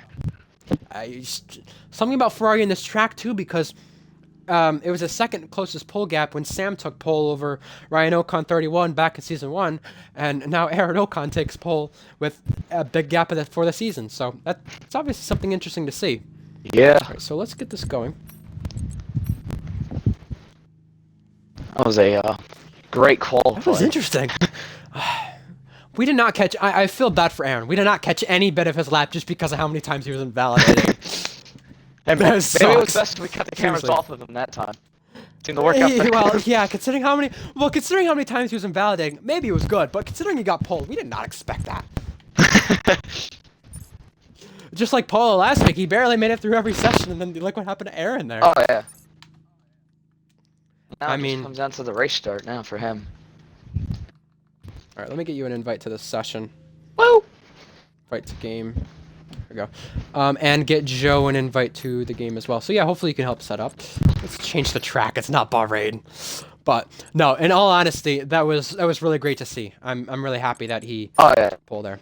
That's a really big confidence booster for him, especially with anything that Aaron has really, I would say, gone through in the past 3-4 months of the league. I would say, you know, from the the just dreadful last season, a very controversial off season for him, and now he goes on pole. I mean, can he come back to it? Oh, you're good. That's fine. I can help out with invites as long as he doesn't include audio. We're good. But weekend structure. Let me change that off grid, custom grid. Yeah, it's I don't know how the custom weather thing works, but it's overcast, partly cloudy, then clear. Okay, so it'll be overcast, light, cloud, clear. That works. That works for me because there's 3 slots, so that works perfect. That works perfect, actually. So that's awesome. Which was the rain race. That would have been fun. It would be, but I think the thing is, though, it's probably best for some of the driving centers we've seen. Hopefully this week's better on driving centers. I know lower attendance will mean the likely standard for it is better, but, you know. It's Imola. It's an old school track, so. I don't even know how it's going to work. Depends if people want to send audacious drives. I don't know. Well, I mean, even if we had a wet race, we probably wouldn't be able to even go ahead with it. Because, FIA. Yeah. You only get 40 minutes of racing. Yeah, we're good with weather, by the way. I just need to figure out... Oh.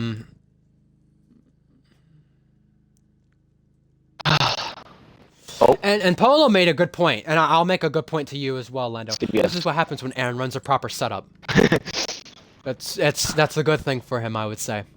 In all seriousness, joking aside, but yeah, I will get and thank you, by the way, for live quality results, Rickson. That's a big. I will say Rickson is a big help, especially for when there are restarts.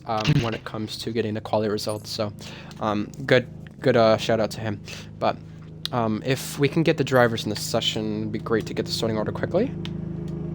I think I can get everyone if they appear online, but let's see. Who is not in the session? Burning Man's not in the session. He needs an invite. Foley needs an invite. Will we need an invite? I think we'll go to, where the race will be at, we'll probably go to 2 Damn it. at the very latest, considering where we're at, but... Damn it, okay. man. What happened? Teddy Bridgewater just fumbled, and I thought it was a fumble. Which game? Dolphins Jets? Dolphins Jets. Oh, boy. Now, tell the viewers, okay, in all seriousness, for the viewers watching, tell the viewers your bet that you okay, so basically, talked to me about. Everyone. So, basically, I was shit-talking Casey, right? About, Casey, who's Casey to the viewers, by the way? A girl. There you go, okay. And, just wanted you to make that clear. Yeah, that's all. Basically, if the Dolphins win, I have to buy a Tua jersey. And if I win, then she has to buy a Zach Wilson jersey. And right. And this is NFL, by the way, for people wondering. American football.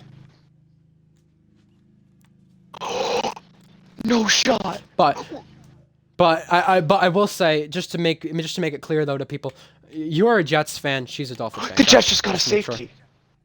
The Jets just got a safety. Just to be 100%. You're just want to be 100%. You're a Jets fan, she's a Dolphins fan? Yes. So there you go. That's why the bet is there. Get fucked. Get fucked. Oh my god.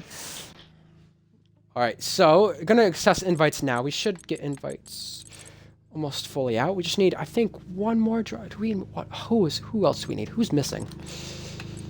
I must say, I'm really surprised though. Out of all drivers, Pluto is not here, and I don't know if that comes as a shock to you, but it does come to a shock to me. Let's go, baby. Okay. Let's go. That is something worth mentioning, especially for the championship, Lando. For people who thought the championship was not going to yeah, I have no idea. Progress. It's a big, and you know what that does? He was on a run of 14 about to get 14 consecutive points finishes. That comes to an end today. So I'll have to start all the way from scratch. Now, keep in mind, make sure drivers wait for reading up. I do not have the grid at all yet. I'm getting the grid now. Yup. So hopefully they can wait off in there. Let's go, baby. I will let you go. Though, Lando. Oh. On that. Okay. I go bye-bye. I will let you go. Yeah. I know. Have fun. Bye-bye. Enjoy the race. Let me just make sure formation lap and everything else is on. So, pole is Aaron Ocon. Second is Maddie Momo. Maddie Momo. Where's Maddie Momo? Maddie Momo. Alright, so as long as someone can notify the drivers, I'm doing the grid now, since everyone has joined. That'd be great. Joe third. Costag, then Polo. Kostag. Polo. Riles best qualifying of the season, I think. Riles and Com. That's good for Riles. He needed that as well. A lot of people having good runs this weekend who needed it. Good momentum. And on a weekend where you can try to recover the championship loss, Jab didn't do too well with that. Kostag did, so interesting stuff there from them. Jab 7th or 8th? 8th. J&T 9th. Goggy 10th. That's set up. Foley 11th. Lando 12th. Shot is 13th. Burning Man 14th. Rowdy. Joseph Will. I think that's the grid. Please correct me if I'm wrong. I want to make sure it's I want to make sure every other setting is right first before everyone else goes. Whether in time of day, custom, realistic, awesome. Rules and flags. Think we're good. Simulation settings. Also good, I believe. We can get going in about 30 seconds. Let me just check the grid one more time. Just want to be 100% because we do not want any other restarts. And by the way, Pluto, just to keep people in mind, 12, 7, 9 races done, 28 consecutive appearances on the grid. Today's the first race he misses.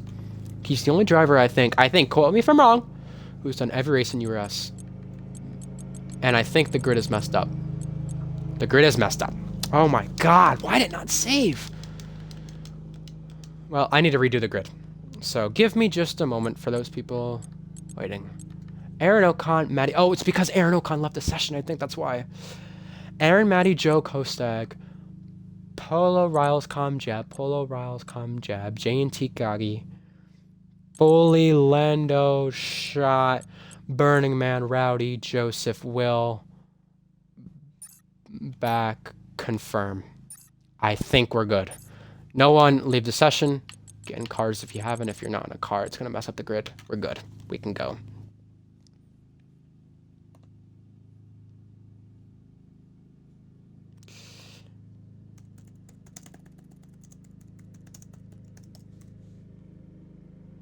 We should be good to start. We're going. Reading up. The wait is over. The wait is over. And you know what? Considering the attendance that we saw in check-in, I'm at least happy we were able to get 17. You know what? I'm not always focused on attendance. I'm always focused on quality too, but the 2 drivers we added in are also quality, I feel like. And the other thing is too, is it wasn't like they were going to join in mid-quality. It was something that was pre-planned. So it's a little bit different than a normal circumstance. So I just wanna put that out there for people wondering why it was one person we necessarily technically restarted for. I just wanted to put that out there though, because people will ask that question on, hey, why'd you restart for one person? Technically, not one person, but at the same time, it is worth mentioning on why there was a restart instead of that not being made clear. I'm only going to make it clear once, but I'm not going to repeat myself either. Doing my dad's fantasy picks for the NASCAR race, then we'll get focused on everything here. Starting grid should be right. If it's not, I'll be shocked. I don't think it will mess up. You saw me do the grid, so that's on the game if it messes up. Dry race. And we will pick our favorites. I'll pick 4 favorites. Considering there's no co-commentator with me, this is the first time in history that's been the case. Last time that happened actually was Imola, is season 1. First race ever streamed, no co-commentator. Technically it was me Q1, but you know. Well, we'll be fine next week onwards. That's the problem. We'll be fine. We'll be fine.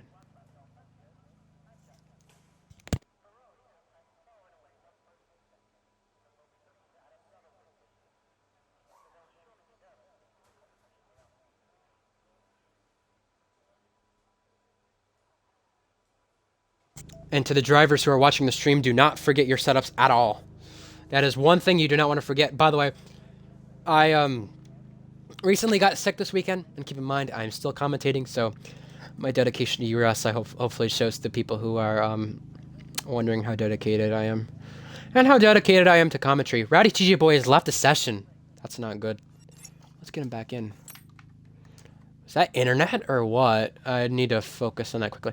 That may be why the session wasn't starting. Let's get him back in, though. I hope it doesn't disqualify him. Keep in mind, we will not have any restarts unless there's 100% need for it.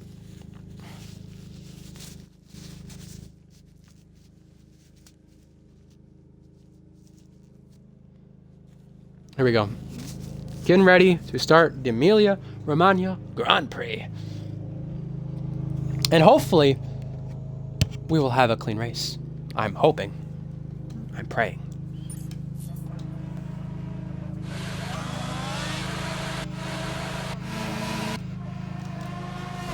Looked like the actual start for a minute. Alright, just trying to get Rowdy back in. I think we've got him close. I gave him an invite. If he needs another one, we'll figure that out. Anyway, who are our 4 favorites for this race today? Well, we'll ask the chat. Take one of your favorites. We'll talk about one of them. But, yeah. We'll talk through my favorites. Aaron Ocon has to be the clear-cut favorite for me. Last time a Ferrari was at Imola. They won the race from pole. Aaron Ocon took a big pole gap. Could win the race today. He's got to get off to a good start, though. Can't have the type of start his cousin had last week, and this is what happens, like Paulo said, when Aaron uses a regular setup. Matty Momo, last week's reigning winner, could be on for another good showing today. Second place. Start this race. Never qualified outside the top 3. Joe, starting P3. He's addicted to P3. He can't get away from it. It's like a drug to him. He is literally P3 every single week. So, can he escape P3? Is he going to be on the podium? He'll be a favorite in my opinion. Kostag, it's hope for him to gain in the championship for people, for let alone Pluto's sake. If he can win the race, and obviously Pluto is not going to score points, that means Kostag will be 39 points behind? No, 36. 36 behind. So that's the hope there. Now we're just waiting on the chat's prediction as we will get to the tires. So I apologize about that. I don't realize. Yes, I am a Vikings fan, by the way. 100% me. Well, Burning Man. All right, I will grab an arguing case for why Burning Man can win this race, or can be a favorite. Points? Is it possible for Burning Man? Well, Average Fiery was in the best car in Season 1 in this race and scored points. Why? Because there were a safety car and late chaos. If Burning Man could still be in this race, he could score some points out of the season. That's my opinion, but take it as a grain of salt. Mediums, hards, different tires for the whole field. Aaron Ocon, though, your pole sitter, will start on mediums. Here we go. The 5 red lights do come upon us here for the Emilia Romagna Grand Prix. Here we go. 5 red lights. They rev it up. It's lights out, and away we go for the Emilia Romagna Grand Prix. Aaron Ocon slides off traction. It's going to be side by side with Matty Mimo on the run down to turn 1. Rowdy TJ Boy already disqualified, but Kostag gets up to 3rd. Going to be side by side with Joe for 3rd. Is ahead. Aaron Ocon leads the way into turn 2. And around goes the Mercedes, I believe. The Mercedes got tapped. Luckily saved it. I believe that was Calm. And down the order goes Florian Foley and is out already. Will this bring out a safety car? It's only brought out a virtual. And that has really tamed the running this race on lap 1. 15 drivers left in this race now. And it is looking like a better shot for points for anybody. Off that start, Kostag had a good start. Schott had a better start. 6 positions gained. Calm, even with the slide, gained 1. Goggy gained 2. 3 for Burning Man. Down 3 for Riles. Down 2 for Jeb. And down 5 for JNT. JNT, I think, was one of the people who had the troubling starts. Also down, up positions was Will up 2 and Joseph up 3 from the back of the grid. So VSC, now we're back to green. That was a very quick VSC from what we usually are used to seeing. Calm and Schott go side by side at the starting corner of Sector 3, allowing Goggy to go ahead. Calm makes contact, Schott makes contact. All trembling down the order, gonna be side by side into the second to last braking zone. Calm gets passed by Goggy and Schott there. Goggy passes Calm and Schott there as Aaron will lead the lap. Now here we go. Are we going to see 3 wide? There's contact. They're off. Calm is in the wall. Goggy's in the wall. They both go off at the final corner. They're all down the order from that contact. And now we have Kostek challenging for second place in this race. Can he say something about Matty Mumu? That has put Calm down the order, and that hurts him with the 3-second penalty coming into this race. That is not what Calm wanted to see, let alone does not help his race whatsoever.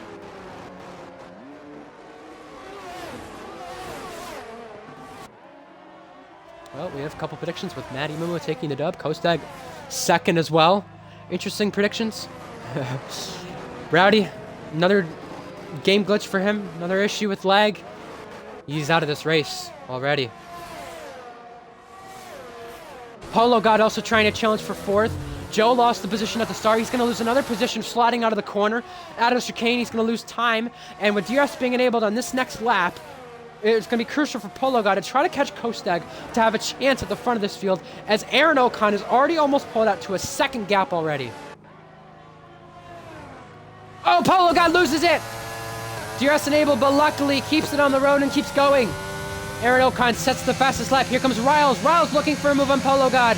Riles ducks to the right side, already going to go before the first braking zone at turn 2. Going to go around the outside. Can he stick it?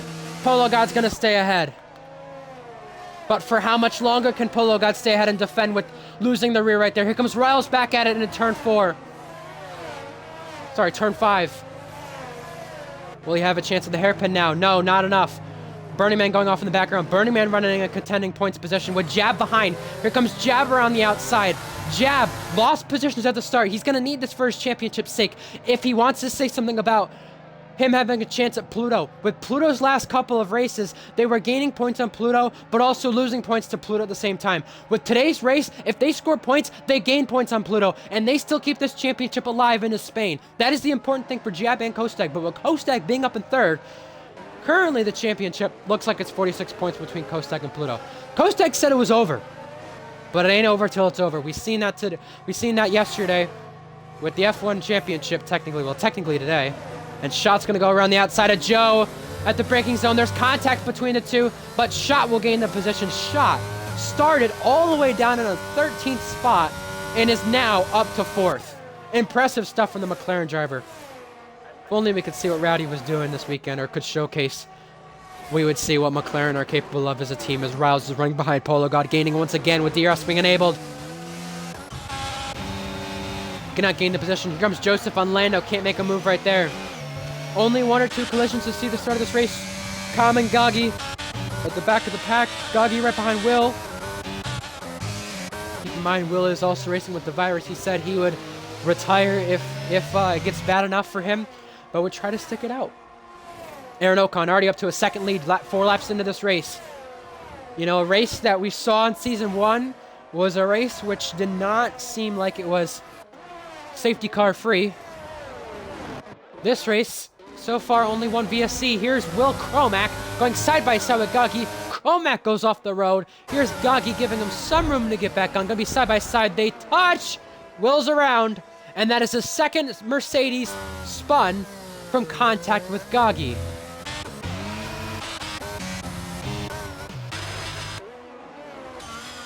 And already with DRS being enabled, Aaron Ocon is already out to a second lead. If we're wanting to see another different driver win a race this season, Aaron Ocon, if he were to be another winner this season, he would be the 4th different winner in a row. But I believe, if I'm counting right, for 7th different winner this season. It'd be impressive, but 2nd from his team. The last time 2 Ferrari drivers went on to win 2 races in a season with 2 different drivers was back in Season 1. Joseph overtakes Lando, but goes wide at the exit of turn 3, allowing Lando to recover back at it. 4th position, this is right now the fringes of points. Joseph up into the points positions.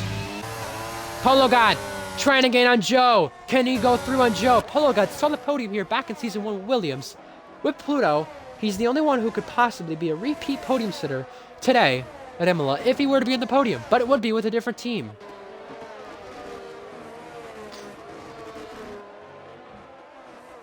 I saw you mentioned, Curtis, you're a Bears fan. I'm a Vikings fan myself. I mean, I don't have much hope, but I gotta check my fantasy lineup. Speaking of that, too. Gave me an idea. But Keep in mind, you don't want to go away from the action for too long because you still have Joe trending in on shot, almost close enough for DRS right here out of the final corner. Polo got close enough for DRS. Lando's still running content with Joseph, and they're also gaining on Burning Man, who's doing a good job to keep himself in the points. Now, may I remind you, the strategy looks like medium hards, and if they keep this up, they're going to go for a while, I think. Kostag on the different strategy, Joe on a different strategy. I mean, this could get interesting. Aaron and Maddie on the mediums, shot on the mediums. I must say, impressive stuff right now. What we're seeing. Joseph still staying content with Lando. Joseph trending in and DRS to Burning Man. Burning Man also catching up to Jab, by the way. Is Jab struggling on the hards?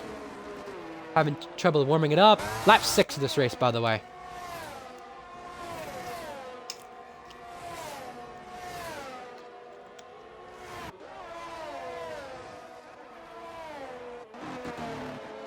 And it's Joe still staying ahead of Polo God. Joe losing DRS to shot. The top 5 not within DRS of the car in front. Aaron Ocon still pulling out to another lead. And this is amazing stuff we're seeing from Aaron Ocon. This just shows the unpredictability of this whole grid, let alone with these cars. The Ferraris always seem to be strong around Imola, but with Aaron Ocon specifically, a type of momentum he needed. Oh, Burning Man! Speaking of a Ferrari, he's off. He spun around, and now this will put Lando Norris up into the points with J&T closing. But as I was saying about Aaron Ocon, needs this run, needs this pace. Speaking of a run, Schott has a run on Kostag for 3rd place in this race. He is going to go up to the podium spot. Schott ahead, and is now going to chase down Matty Mimo for 2nd place in this race. And keep in mind, it would be no stranger to see a big gap for this race win if we continue like this, because we saw one back in Season 1. The biggest gap for a race victory, 8 seconds. 2 seconds now for that race lead. But, no, as I was saying, that Ferrari is really strong around here, and it's going to continue to be strong, I think, on every F1 game with the way that Ferrari car is set up. Now, with the league aspect of it, with the way this realistic league is set up, Ferrari are going to be strong around tracks like this almost always. But Aaron Ocon, like I said, needed this, and it shows the difference in the competitiveness in the grid. Matty Mamu, who I've heard myself kind of contradict myself with certain things about maybe not being in the right car, maybe a questionable thing not being in the right car. Even if he's not in the right car, you still have drivers contending and beating him weekly, or beating him on pace to some extent, to show that we've got a competitive field. You know, and the fastest cars not always won the race. Rice Cracker won a race, TJR's won a race, both Mercedes of Com and Foley, well, both Mercedes who've driven, Com and Foley have won races, Pluto's won a race. So we're seeing a competitive grid this season, and I'm hoping we're going to continue to see the same into the next game, let alone next season.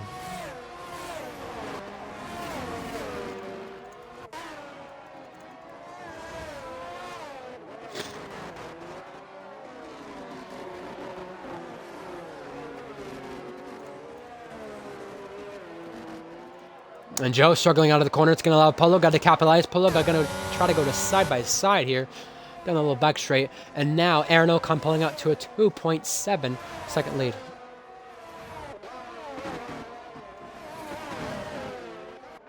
Behind that, a little train with Lando, Joseph, J&T, all for 9th, 10th, and 11th.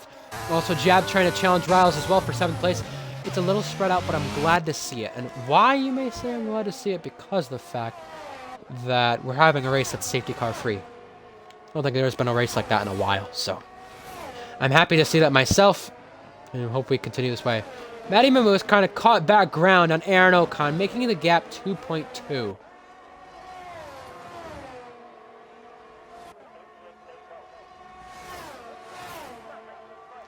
Here we go, front straight.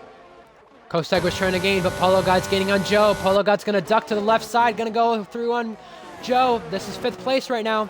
And keep in mind, there are still pit stops to be made. Joe and Polo on different strategies. So, Polo God getting ahead on the medium tire, Joe being behind in the hards.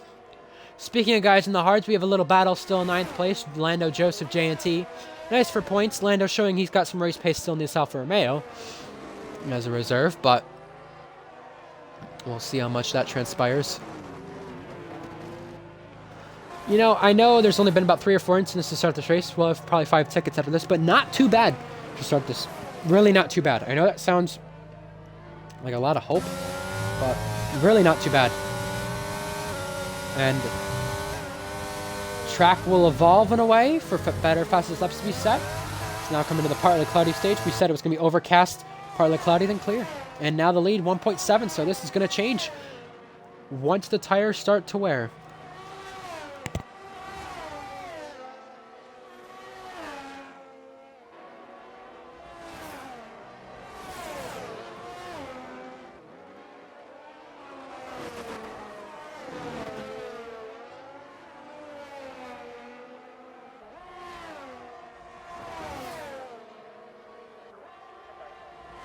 Here we go. J&T on Joseph now for 10th place. He takes over the points position. And that will change definitely some aspect of the constructors for sure. When it comes to AlphaTauri, with both drivers trying to gain on Haas. And Kostag now closing in on Schott. We got yellow flags. Is that Goggy? Yes, it is. He is taking a Kimi Räikkönen route at turn 3 and 4. Finding his way back to the racing line just ahead of both Mercedes drivers who he's collided with so far to start this race. And Joe is off, but picks up the first penalty of this race. He's got no front wing. So Joe's P3 streak could be at an end if this continues. Joe has got to get it backfired, and he is out of points right now. Down to 12th. And the penalty just makes it 10 times worse.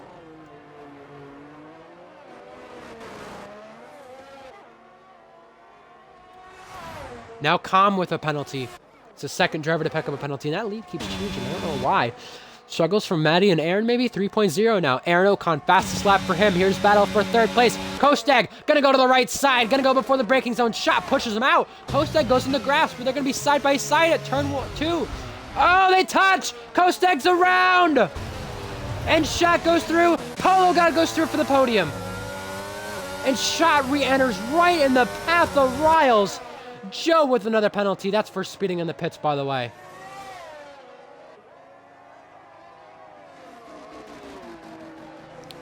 Jab down the inside of Schott. That's going to be crucial for Jab to beat Kostag in the championship, let alone gain on Pluto for Jab. Not crucial for both drivers, though, in this situation. And that means the gap between 2nd and 3rd is out to 6 seconds. And the only hope to change that gap will be a safety car. Did Schott give Kostag enough room? Schott pinched Kostag there. That'll be a lot of questions for the steward's office right there between both drivers. Some questionable moves from Schott, in my opinion. I will have to judge for myself once I watch it back later on tonight. It did not look pretty from commentator's standpoint of what Schott did right there. Was he entitled to still keep it alongside? Kostag definitely being the victim of being spun right there. And you know, this has really helped out in the last couple laps with the struggles. Lando Norris. Schott pits, by the way. He might have front wing damage. Speeds in the pits, by the way. But it helps out Lando Norris because he's now up to 7th. So, kudos to him.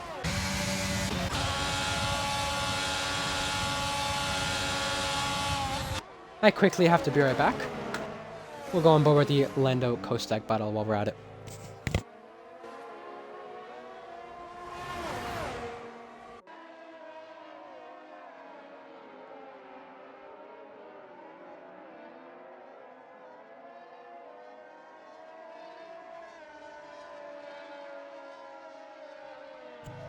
Joseph picking up a penalty, not so crucial for this race for him. Goggy pits, onto hards, Schott onto hards. I'm going to assume Schott changed a bit of front wing there. Or got the pit stop out of the way early. But that's what happens, you know, you run side by side with people, you can't anticipate on always being able to pinch them the way that Schott did, because as the tires wear, it's going to be harder to give room on exit and do anything like a driver Pluto is able to do. Pluto, I use Pluto as an example, and here's why. Pluto is able to pinch a driver, but somehow give them room still. And even he can do that at a rate where he realizes what he can do on more worn tires, where Schott in that situation, I don't think he was too aware of that. On the room he had with Kostag. This has now helped out Polo. This has now helped out Jab. Now helped out Riles. and it will continue to help out Lando. It's really hurt Kostag, obviously, because he was running in a podium spot and definitely looked like he was going to be the favorite to catch Pluto in the championship. Now it's going to be up to Jab. And, you know, there's also that battle for 4th place in the championship, too, which is quite remarkable to say. Foley, obviously, mentioning his lap 1 retirement was unbelievable. He had some contact with another driver. No fault of his own, he said, so we'll have to see what happened to him.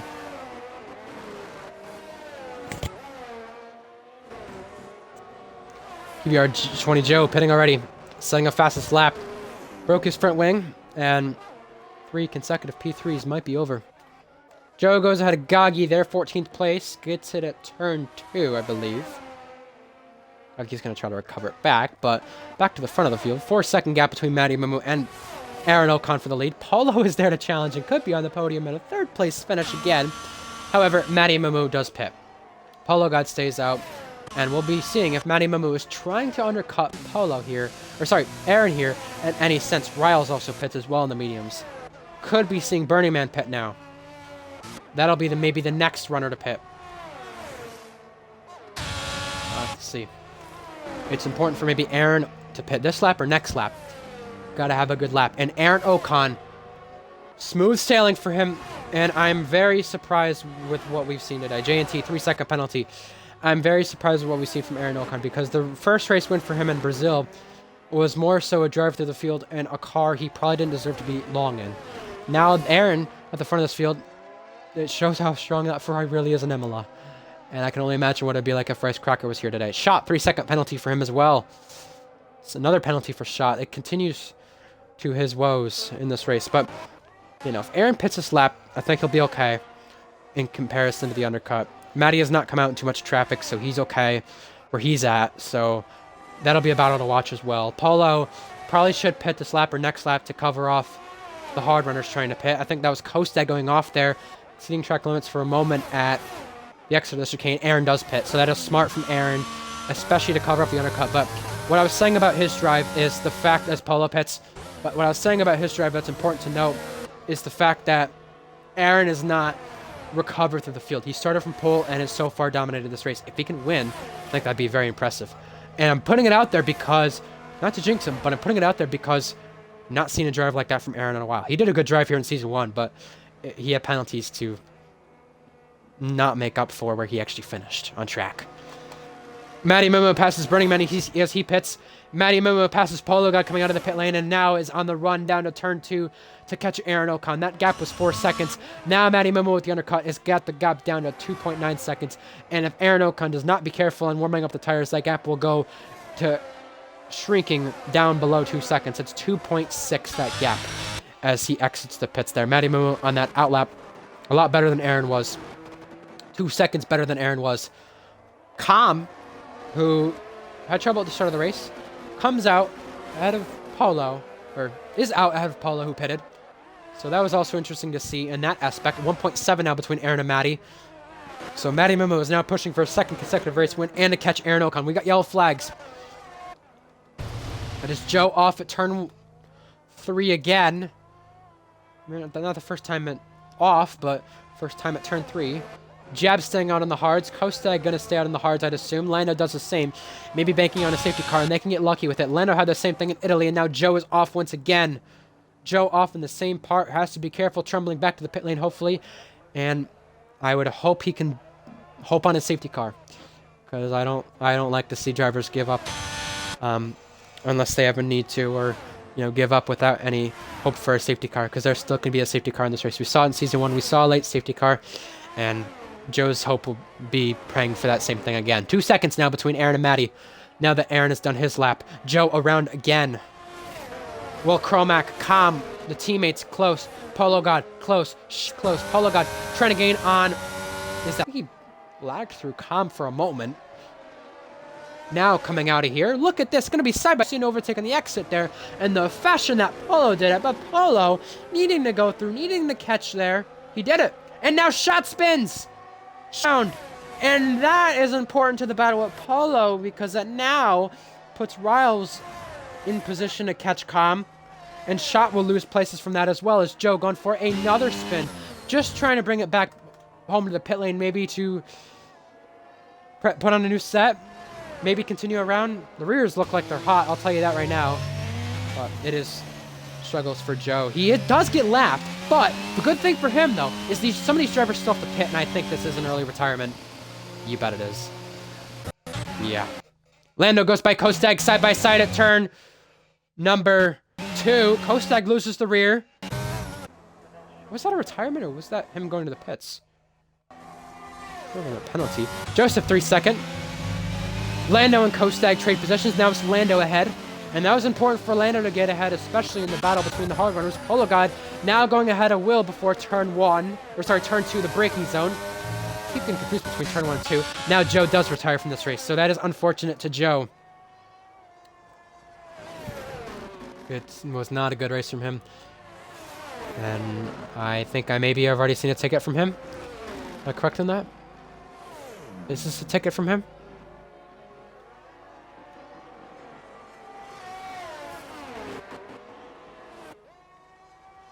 Sam Steve created a ticket. Interesting. Yellow flags. I think that's Shot again. That is out of the hairpin. He has now broken his front wing. And he luckily will not cause a virtual safety car from that. The back of this field, from people who have pitted, Riles has pitted. Com has not. Kostag now trying to get the undercut in Lando. This is smart to his race, and this is what he needs. And Sam Steed submitting a ticket for Kostag track extending. Caught on stream, by the way. People mentioned if it was caught on stream, what the consequences would be. So, drivers were warned of that, and drivers are always warned of that every week. And that was one turn that people were warned about. So, Kostag extending is not the smartest move there. And that was caught on stream, I think, twice, maybe? But Kostag comes out of the pits behind Com, 3 seconds behind. Com's in this battle now with Riles and Will. Riles in a Mercedes sandwich, but again, in that gap for the lead, 3 seconds. Shot, speeding in the pit lane. He's retired from this race. He's given up. With penalties probably coming his way, I don't think that's also the smartest thing, if I'm going to be honest, unless he needed to go leave early. Just because he's going to have to serve those penalties at Spain if there's any. So, just thought I'd put that out there.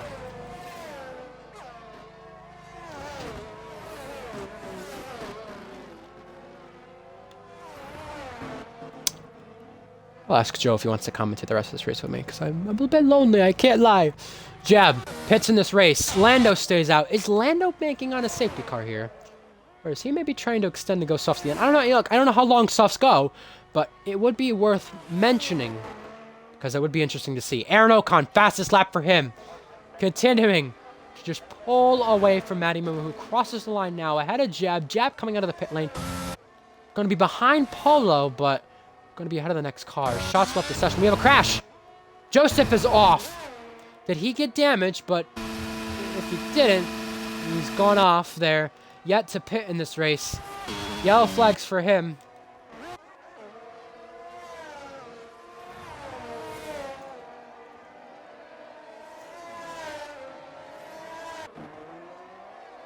And now Jab is caught in this train with the Mercedes. He's ahead of Riles at least on the medium tires, on the faster tires. So that is hope for him. Where Lando would come out, I want to focus on where Lando and JNT would come out with their races. I think a pit stop's 22, 23 seconds around here. So I'm assuming they're going to come out where Jab does. All right, I'm inviting Joe then to the party. Commentate the rest of this race. I'm lonely. I'm very lonely. But hey, we needed attendance, and we needed some attendance there, so that was good. Got that in, so. It was a bit of a surprise with the numbers for sure. That was one thing to say. But Lando pits finally. Also battling Jab, Will, Riles. Jab ahead of Riles. Jab trying to go ahead of Will. Kostag trying to go ahead of Com. All battling, jockeying for position. Lando pits to the mediums. Where's Lando going to come out in comparison to this pack? He might be right near them. Jab also darting to the left side. Going to gain on Will and going to go alongside. Jab goes ahead. Now Lando exits the pits right near these guys. Lando will be behind. Riles going ahead. Now Riles getting on Jab for 6th place in this race. Net P4. That'll be crucial. Welcome along, Joe. Hello. Good to have you. Hello. Orlando included. Oh, Lando spins! No! Coming out of the pit lane, and he might have damaged the rear wing with that. Oh, no. Oh, no. It's another traction spin for Lando. We saw this in Hungary. Oh. That is an absolute bummer. No fault of his own. I know. Make sure your audio is included for the stream again, by the way, just to be 100%. Okay, good. Okay, so J&T yet to pit, by the way. You're cutting out, by the way. Just thought I'd let you know. So I might want to replug your mic. J&T stays out another lap. Banking maybe on a safety car. He's got Aaron behind him. Kostak goes by Will right here. Will trying to recover this. Can't do anything about it. Now Will, calm, as well as Joseph and J&T, yet to pit in this race. Will we see a pit stop soon? We're seeing one from Will. Calm stays out. Jab, fastest lap in the mediums. Will speeds in the pit lane. Is this a retirement from Will, or is this a medium tire option? It is a medium tire option for him.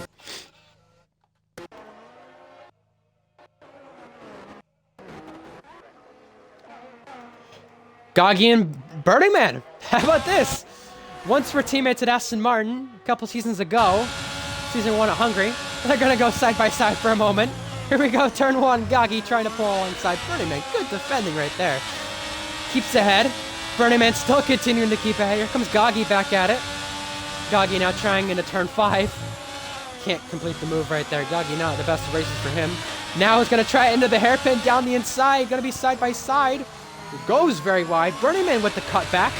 Goes alongside. Going to be side by side in corner exit. They touch wheels, but it will be Burning Man continuing to stay ahead. Impressive. J&T into the main straight now. He's using his Talk a little louder, Joe. Here right here. Is this louder? Yeah, very much. Alright. Here we go. By the way, fourth place in this race. Joseph yet to pit. Here comes Polo. Polo, Jab, following suit to Joseph. Polo ducking to the left side. Can Jab get 2 and 1? Jab's gonna go alongside and around the outside. Can he do it? Yes, he's got 2 and 1 before turn 2. Jab goes through for 4th place on the medium tires. Now that is what is needed for a championship recovery for Jab. He's still proving he's got some fight left in this, if there's any chance at it. And I gotta ask you, Joe, is there any, hope for drivers like Jab and Kostag in this race to recover the gap to Pluto? In any sense, with Pluto missing today, alarm not going off for him? I mean, there's always a chance until it's over, so of course this will help them, but they're both going to need a really big drive to try and gain it as much as possible. A lot of bad luck. Like, Pluto. Yeah, exactly. Yeah.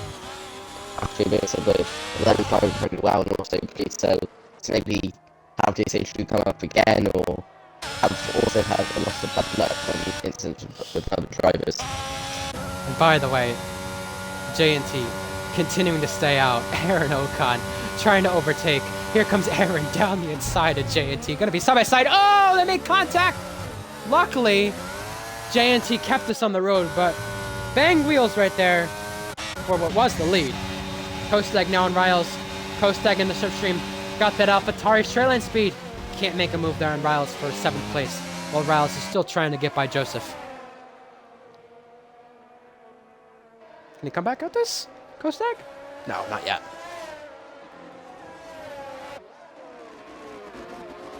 I must say, I don't know how you feel about it, but I feel nice that there is a Goggy, Burning Man again? Oh my god. Sorry, side by side. Goggy got ahead there, and he will stay ahead this time. But I will say, I don't know how you feel about it, but I am happy to see a race that is not filled with safety cars or 1 VSC only. I'm happy to see that, so the race can play out in its hands, so we see who's got the general race pace today. Yeah. Of course, I would have liked a safety car, but then again, I just spun after. And then I would have been on it straight strat, a very good strat, because I would have had to go into the softs after my mediums. Yeah, most definitely. Yeah. Kostag ahead of Riles for position right there. Kostag's now going to have DRS on his teammate, who continues to stay out. J&T continues to stay out. Okay, I must ask, and if a safety car comes out, this is beneficial to him, but is he trying to go softs here? And is this possible? I can't say I Stay know. out the whole race. After being in the past with him, I thought he was going to go on. He was going to try. Oh! Sorry, contact! Riles is around! Contact with Kosteg and Riles results in a spin at turn 2. Riles now down the order. Good? Apologies. Yeah, there was no indication of JC trying to go onto the softs at the end. So it will be interesting to see how he pans out. I think he may be stay out considering he doesn't have to pit stop. Yeah. And I think the thing for him too is, you know, with what happened in Baku, rely off the safety car, rely off your pace. I mean, so he's going to have to do Gagi around the outside of Burning Man. These two continuing to battle. Here's Lando and Khan, by the way. Khan will have an additional 3-second applied. Even with the 3-second applied, I believe Khan would still be in the points. Yes, he would. 10th place. Yellow flags. That is Burning Man around. And there may have been contact with Gagi. JNT continuing to stay out. I'm so shocked at this. He's still keeping pace too, ahead of Maddie. This is really big. Joseph pits finally. Does Com pit finally? Yeah, Com does. No, he doesn't. Stays out. He's going to continue to defend on Lando Norris. Lando Norris trying to duck left side. Lando Norris up ahead. 7th place. Good day from him even with the spin. Not so bad. Joseph on the softs, so this, I think Joseph pitting for the softs almost guarantees JNT being on the softs now, I think. That's a question we'll have to ask ourselves now if JNT can perform on the softs, because where he come out right now would probably be around Lando, but it would be probably better than where he'd finish, maybe? I don't know. And if a safety car comes out, he would have already pitted for softs, so is that what he's betting on too? Because he raced in this race in Season 1. Didn't have the best of races, I could tell you that, but because I was in that race myself, but there you go. Com, another penalty for him. And the battle for the podium will continue too throughout the next laps between Jeb and Polo. JNT is finally in. Into the pit lane he comes. Gets it down to 50 miles per hour. Riles ahead of Com, by the way, for the time being.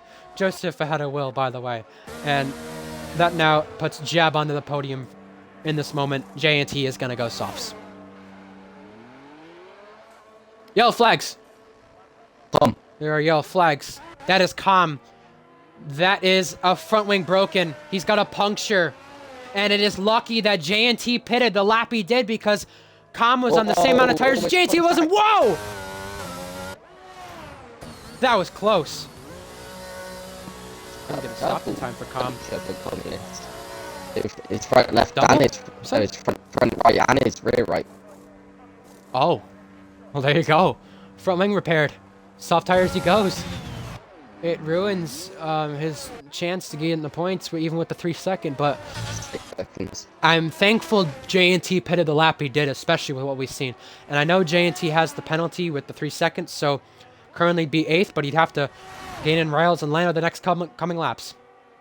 6 laps to go this time. And Aaron Ocon, I must say, Joe, I know sometimes, and no discredit to you, but I know sometimes you don't give him enough credit. But today, I think the credit is where credit is due for Aaron Ocon. Yeah. You know, Brazil in the first season for this league, he won, but he came to the field in a Red Bull he shouldn't have been in. That was switched the race after. He went through the field, had a crash with ties. At the very start of the race, the safety car came out, benefited his race, but from the start of this race, he's just pulled the gap on Maddie, and he's just got the setup to perfection. And everyone said, and I don't know if you said it, I don't know who said it, but people said you got 16.5 in time trial, but you're going to bottle it in the race. But I must say, 6 more laps are still to go, but he's still doing an impressive job nonetheless today. I have to give him tons of credit. This is better than this Brazil drive, 100%. Yeah, I'd agree with that. I don't think many people really expected Aaron. It's been the case for both Ferraris this season. They've had days in qualifying that haven't really shown that in the race, apart from, of course, Rice Cracker winning at Hungary. So this is a slight surprise but Aaron has throughout the whole season. So maybe it could show it wasn't that unexpected.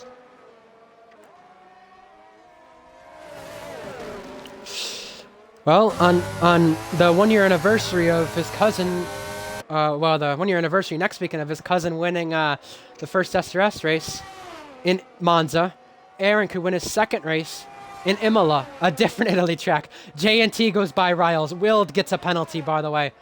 3.5 that gap is. That gap is closing down a little bit, but is it a little bit too late? Mistakes could be made, so we'll focus on that. Will goes by Joseph for 10th. Will, by the way, one less penalty than Milo. Milo going back at this. A little fight from him. 10th place. Will could get some COVID points today with the way it's going for him. So maybe a good choice to race in the end and then stick it out the whole way. I got to give him credit. I really do. Yeah. You know, especially because I'm sick myself. If I were to race in the league race, I probably wouldn't. With how I felt on Friday and yesterday, I wouldn't have raced. But for Will to stick it out and say, hey, I'm going to race last minute and to at least fight for a points position. I know there's not many points positions to fight for. He's at least doing his best. So I give him applause. We don't know how sick he really is. So that's impressive to him as he takes 10th place back from Milo.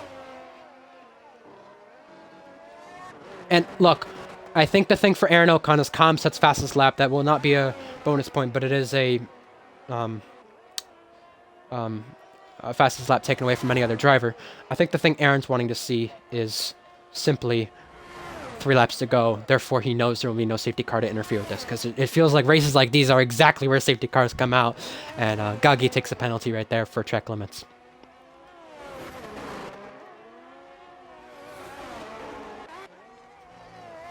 Impressive stuff from Jab too, Joe, because I must say Jab didn't have a good qualifying at all, fell down positions from the start, but with his strategy he chose, hey, I'm gonna gain back at this, and I'm gonna have a go now to go for a podium, and he's really brought the championship down a little bit to hopefully save some grace at the coming end of the season.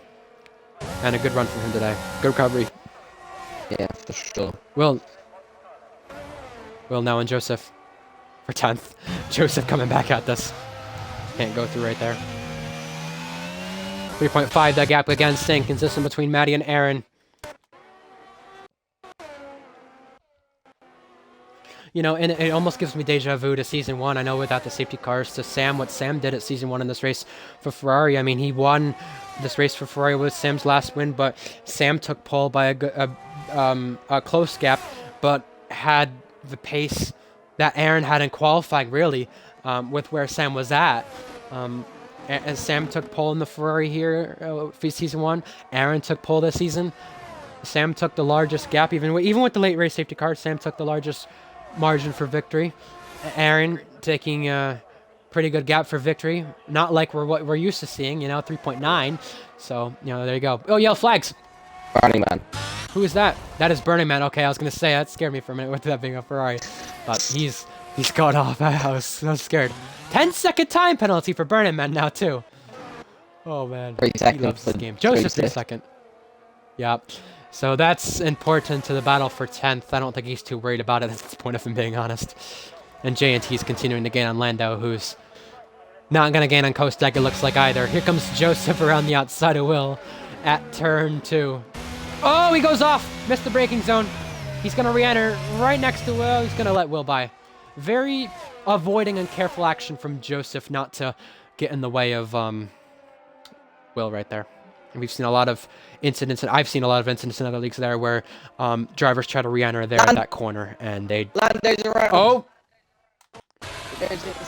There you go. Probably has really damage from that as well. And he was looking to hold the position over J&T too for 6th. Now down to 8th.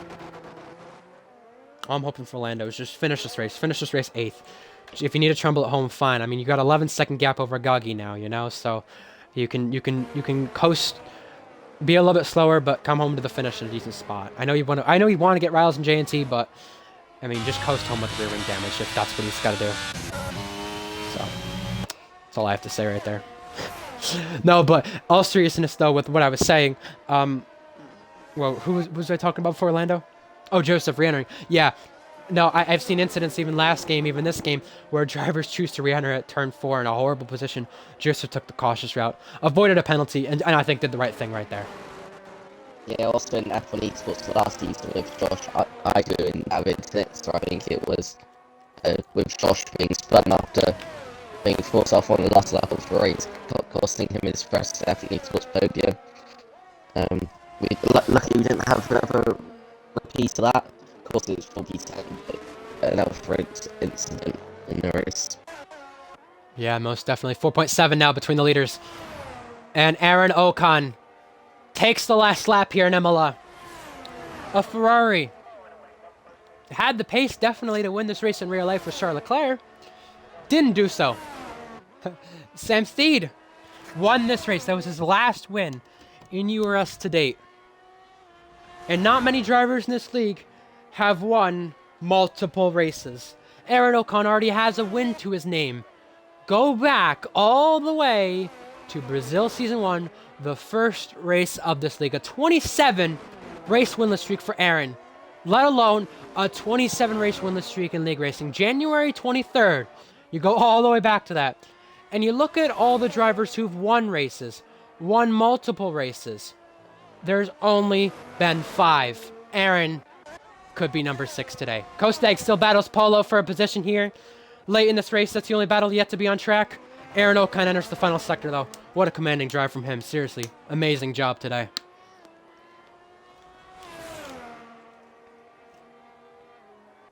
Kostag, I don't think he can make anything of Polo unless Polo makes a mistake there at the final couple of corners. Aaron Ocon sees the final braking zone, sees the final corner. Aaron Ocon, 27 races ago, was a first-time winner in league racing. Now he's a winner again in Imola. Aaron Ocon is a race winner once again. Matty Mumu crosses the line second place to give Haas an extending lead in the Constructors' Championship. Jab, though, 15 points on offer to catch Pluto in the Drivers' Championship to say that this title will not be decided at Spain whatsoever. Polo God comes home 4th, Kostag 5th, JNT 6th, and Riles. Then Lando. Lando with another points finish. Good job to him. Then rounding out the field will be Gagi. Then it looks like to be Will. Point with COVID. Joseph Pitts on the last lap. Comes across the line, pitting. Come with a 3-second time penalty entering this race. Will come home 12th. Burning Man finishes another race. Ferrari first, a Ferrari last in the race. But Aaron Ocon is a race winner. Give it up for him. I think for my power rankings, it's an absolute 10 out of 10 drive. It comes hard to say that, and it's rare to say that, but I think today is a rare occasion that you'll see that in the power rankings. But I think that's what I'm going to give him today. Let's get the podium sitters in this heat.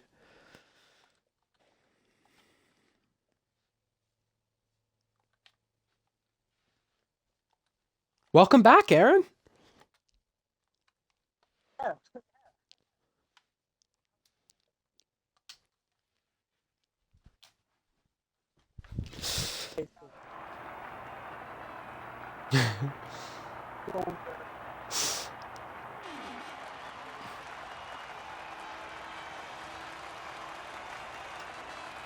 Pluto's like, can't be outraced if you don't join the lobby. Matty Momo cannot do the interview, but it will get Jab in here for the other interview. Jab's already in here. Awesome. Now we can get on with the interview. Aaron Ocon is a race winner again. Ferrari. It's their 5th different driver to win for Ferrari. Ferrari. A winner again. This season. Their 2nd win with a different driver. 7 different winners this season. It's an amazing amount to have this season in only 10 races. And with that said, that also means this is Ferrari's 9th win in the league.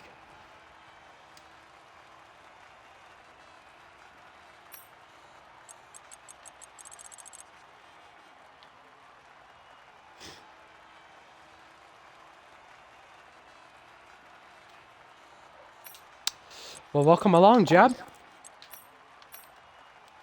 Hello.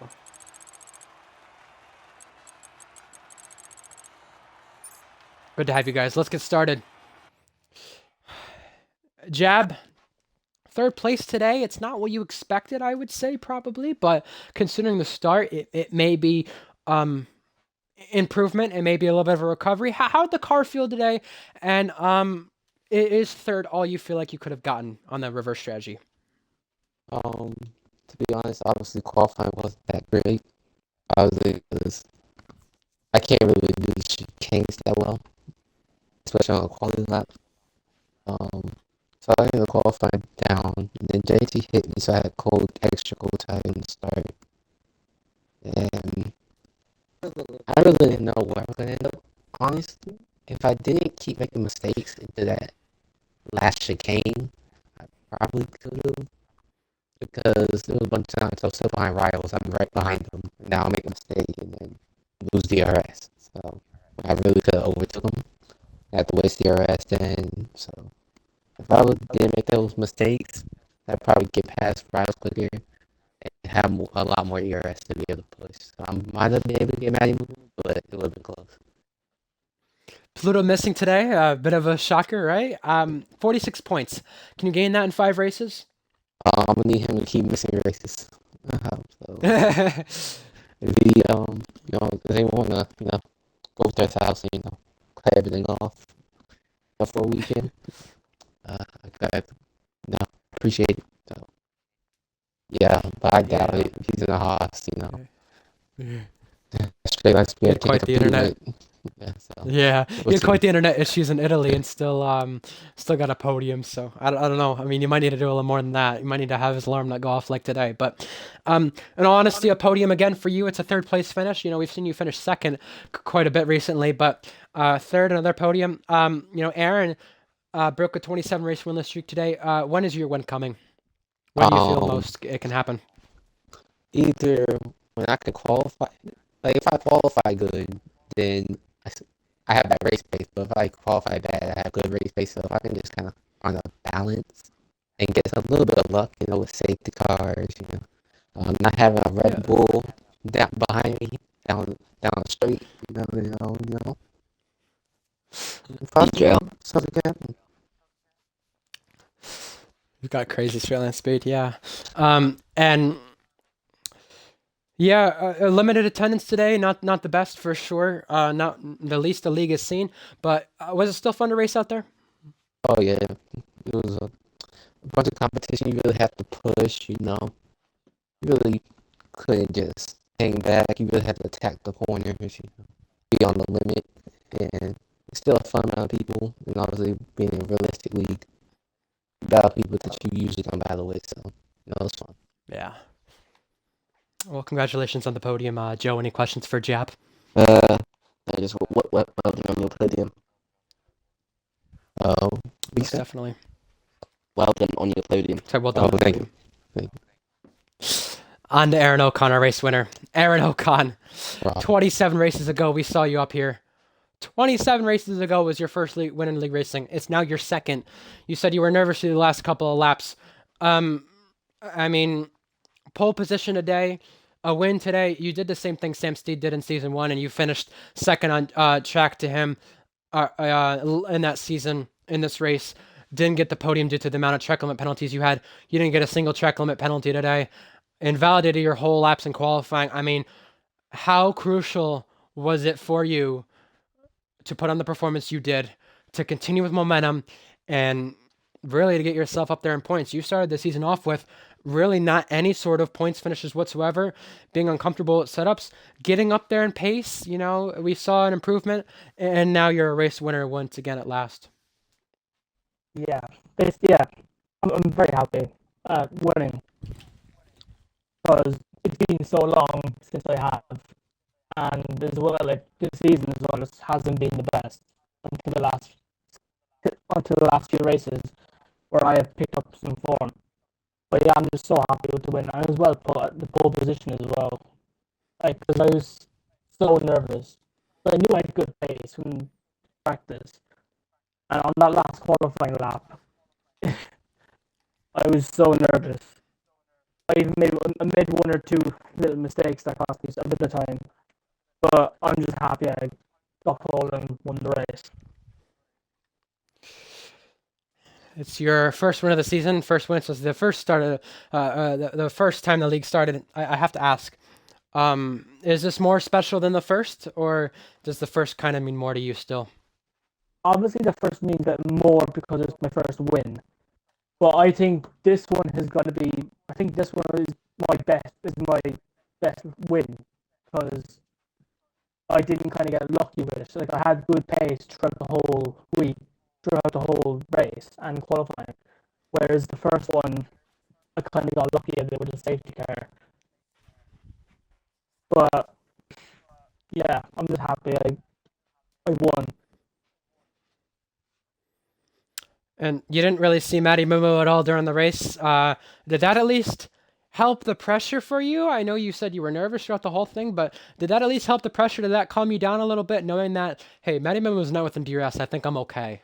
Yeah, like at the start, it was a lot more nervous because he was maybe 1 to 1.5 seconds behind. And then once I think after the pit stops, I felt more comfortable because I had about 2 3 seconds gap.